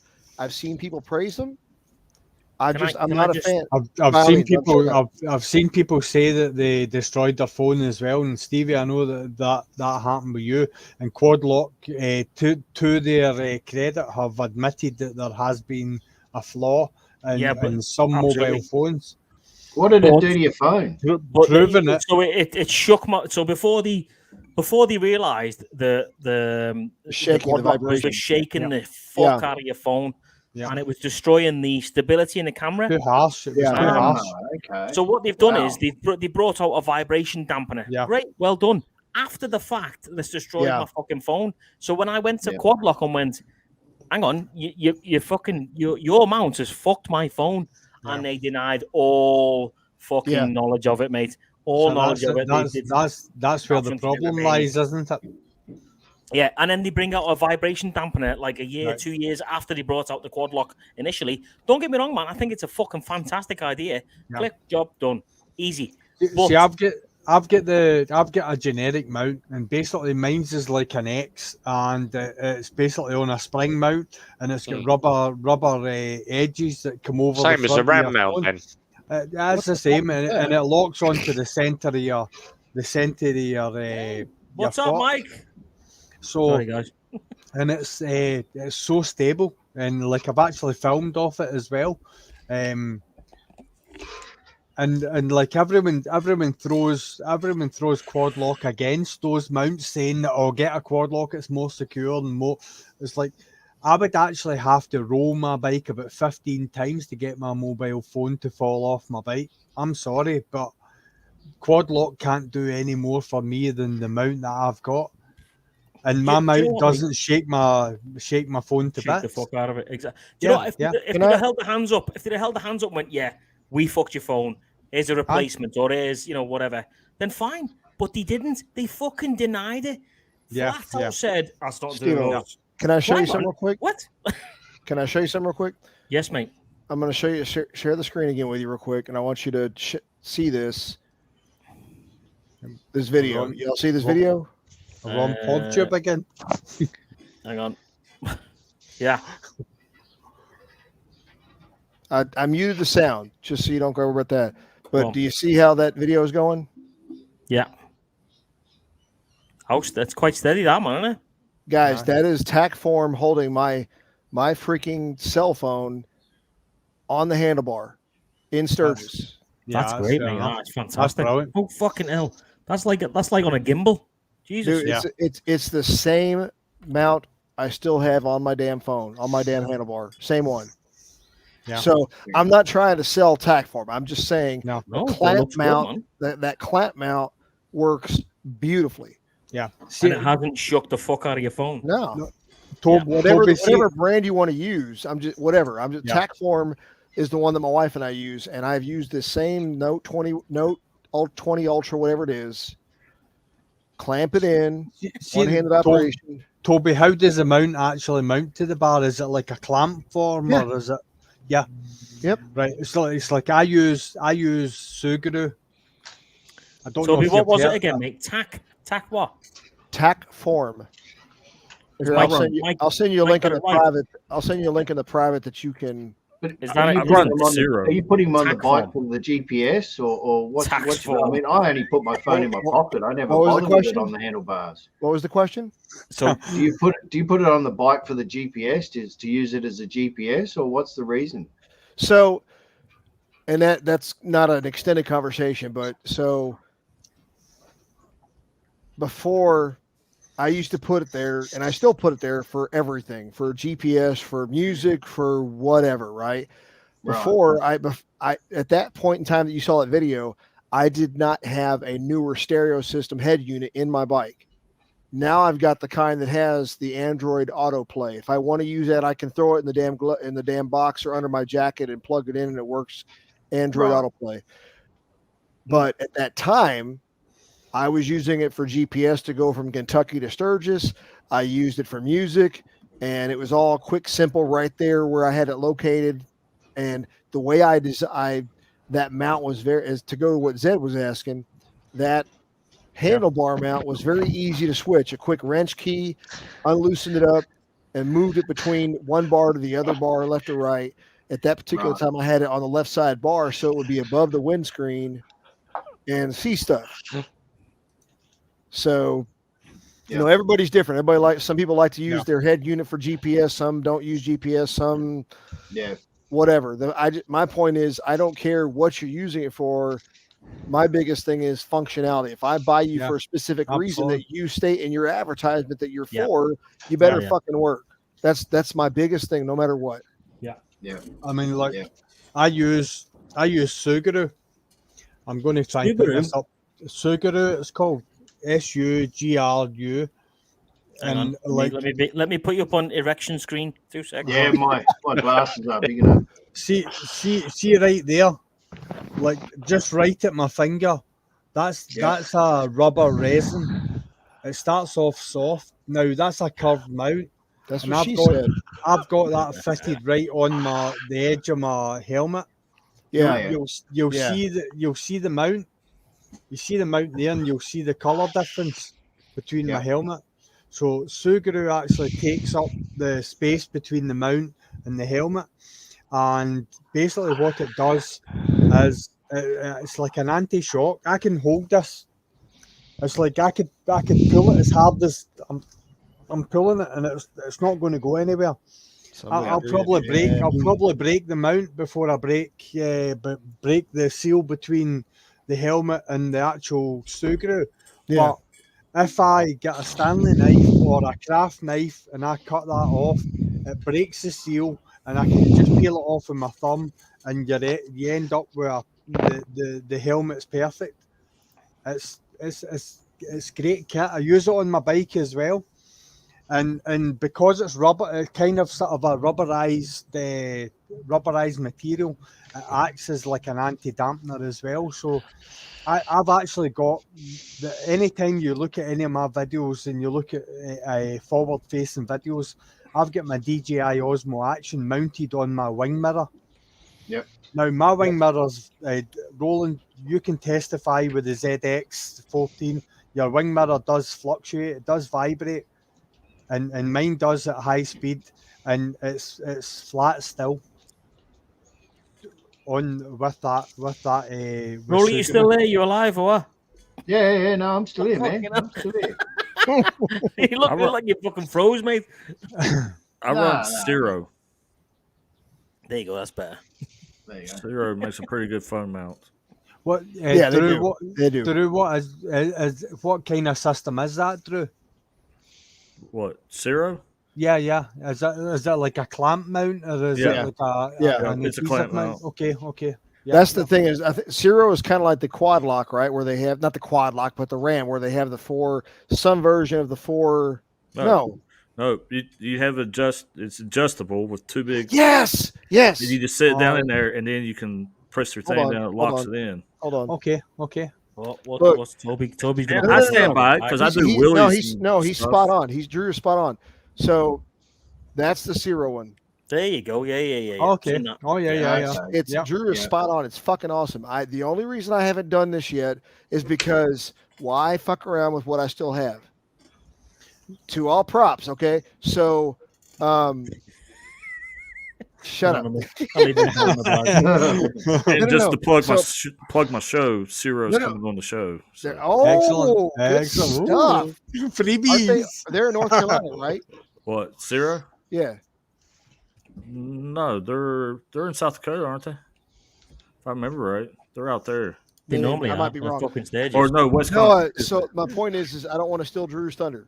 Get him on your show because that'd be badass. They are. I won that mount from Roguelite Andy. Check him out. Cool channel, nice guy up in West Virginia. Drew knows him. He was at He was at VAM 21. But the point is that I haven't put that on because that tack form mount, we've had that. Kylie and I both have had that on our bike since like spring, February of 2019. So the tack form mounts are solid. They work. And I've hit them up personally and said, hey, if you guys come up with a powered, like 03Ds, a powered charger mount. And they're saying it's still in development. I'm like, that's the only thing that 03's got you all beat on, is that they've got that freaking wireless charging adapter to their mount. That mount is, you plug it up, you put your phone in, it charges like a damn wireless charger. Yep, guys. Yeah, Arrow, the CEO, is going to come on the show. We've already planned it out. He's coming on the show, so we can talk about it. Listen, boys and girls, I think I need to end the live stream on 3 hours and a bit and change. I've got to go for my tea, my supper, my dinner, whatever you want to call it.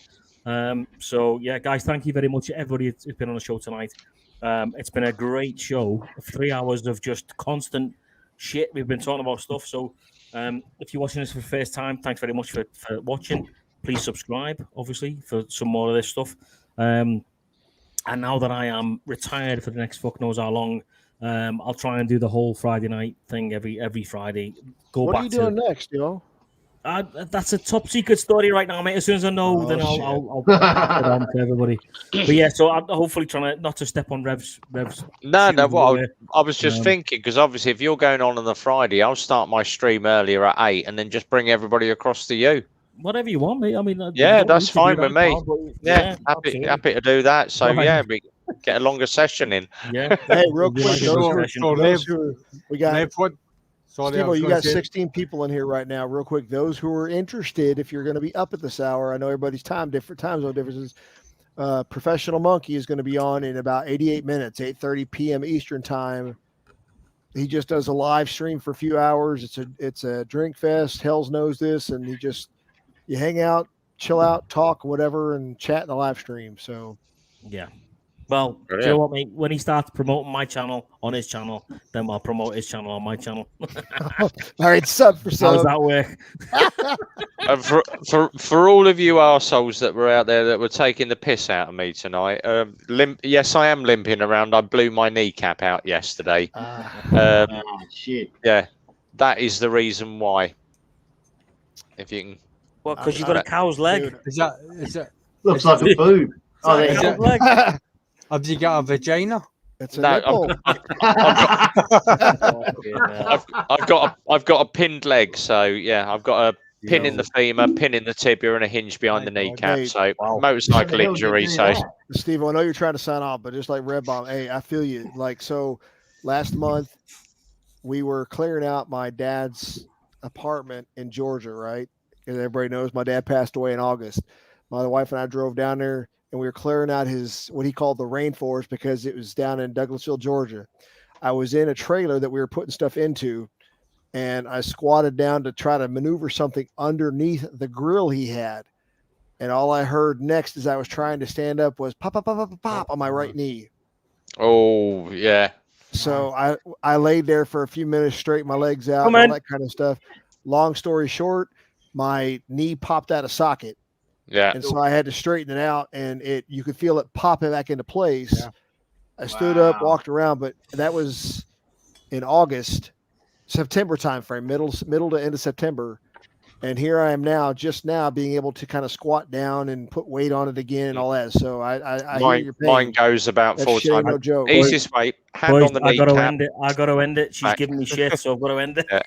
All right, Stevie. All right, man. Thanks very much for watching, guys. Thanks very much. Thanks for having us. Cheers, man. I'll speak to you later.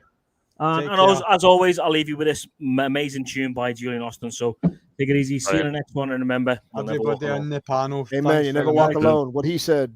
Peace. Yeah. Don't.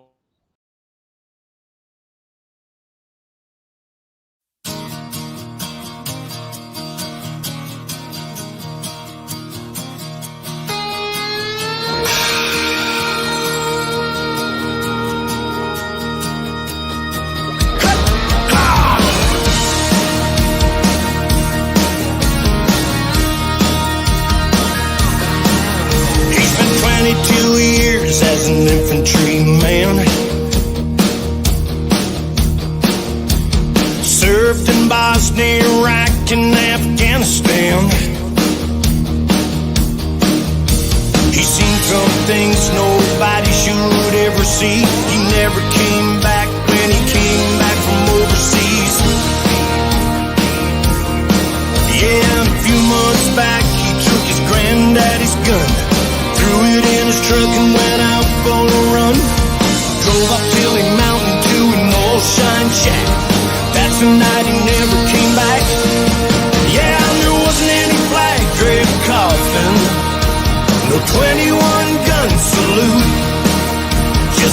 father and his brother there to bury him, didn't even make the news. Another unsung hero who gave all for me and you.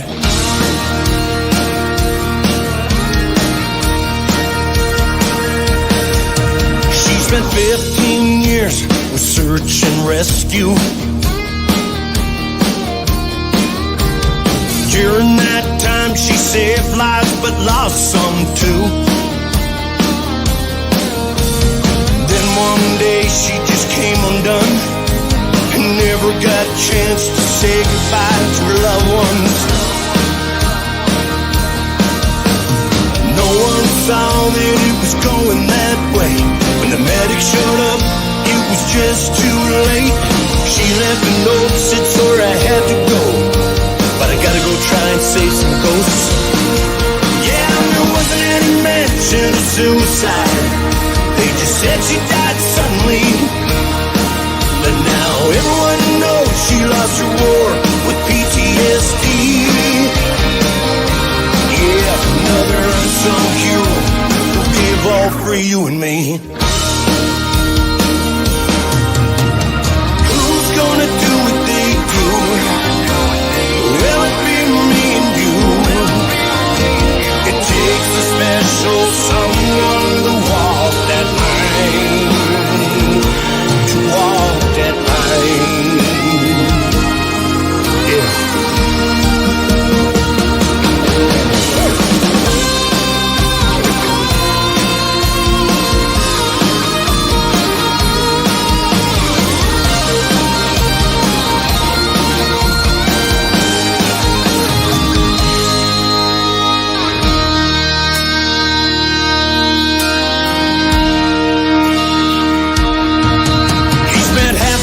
Life as a first responder. He started as a field medic serving over yonder. He thinks about the ones that he couldn't save, and though he knows there's nothing that he could have done, it still haunts him today. Then one night he hit the bottle alone, took a bottle of pills, thank God he picked up the phone. They found him in time and they brought him back for another day. Yeah, these days he's doing much better. He's been reaching out now, it's not to show. And he's getting help from those who really know what he's gone through. Another unsung hero who gave all for me and you. Yeah, we gotta thank all our heroes. That's the least we can do. Yeah, God bless the unsung heroes who give and gave for me and you.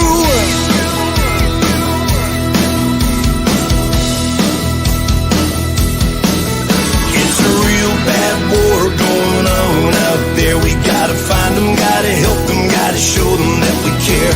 So many people out there trying to make it one more day. Together we can fix this thing, we will find a way. PTSD, post-traumatic stress disorder's a really bad thing. PTSD, don't think that it never could happen to you and me, but if it's got your time, it just might help save you and me. Yeah, it's a monster you can't see, and it's a real bad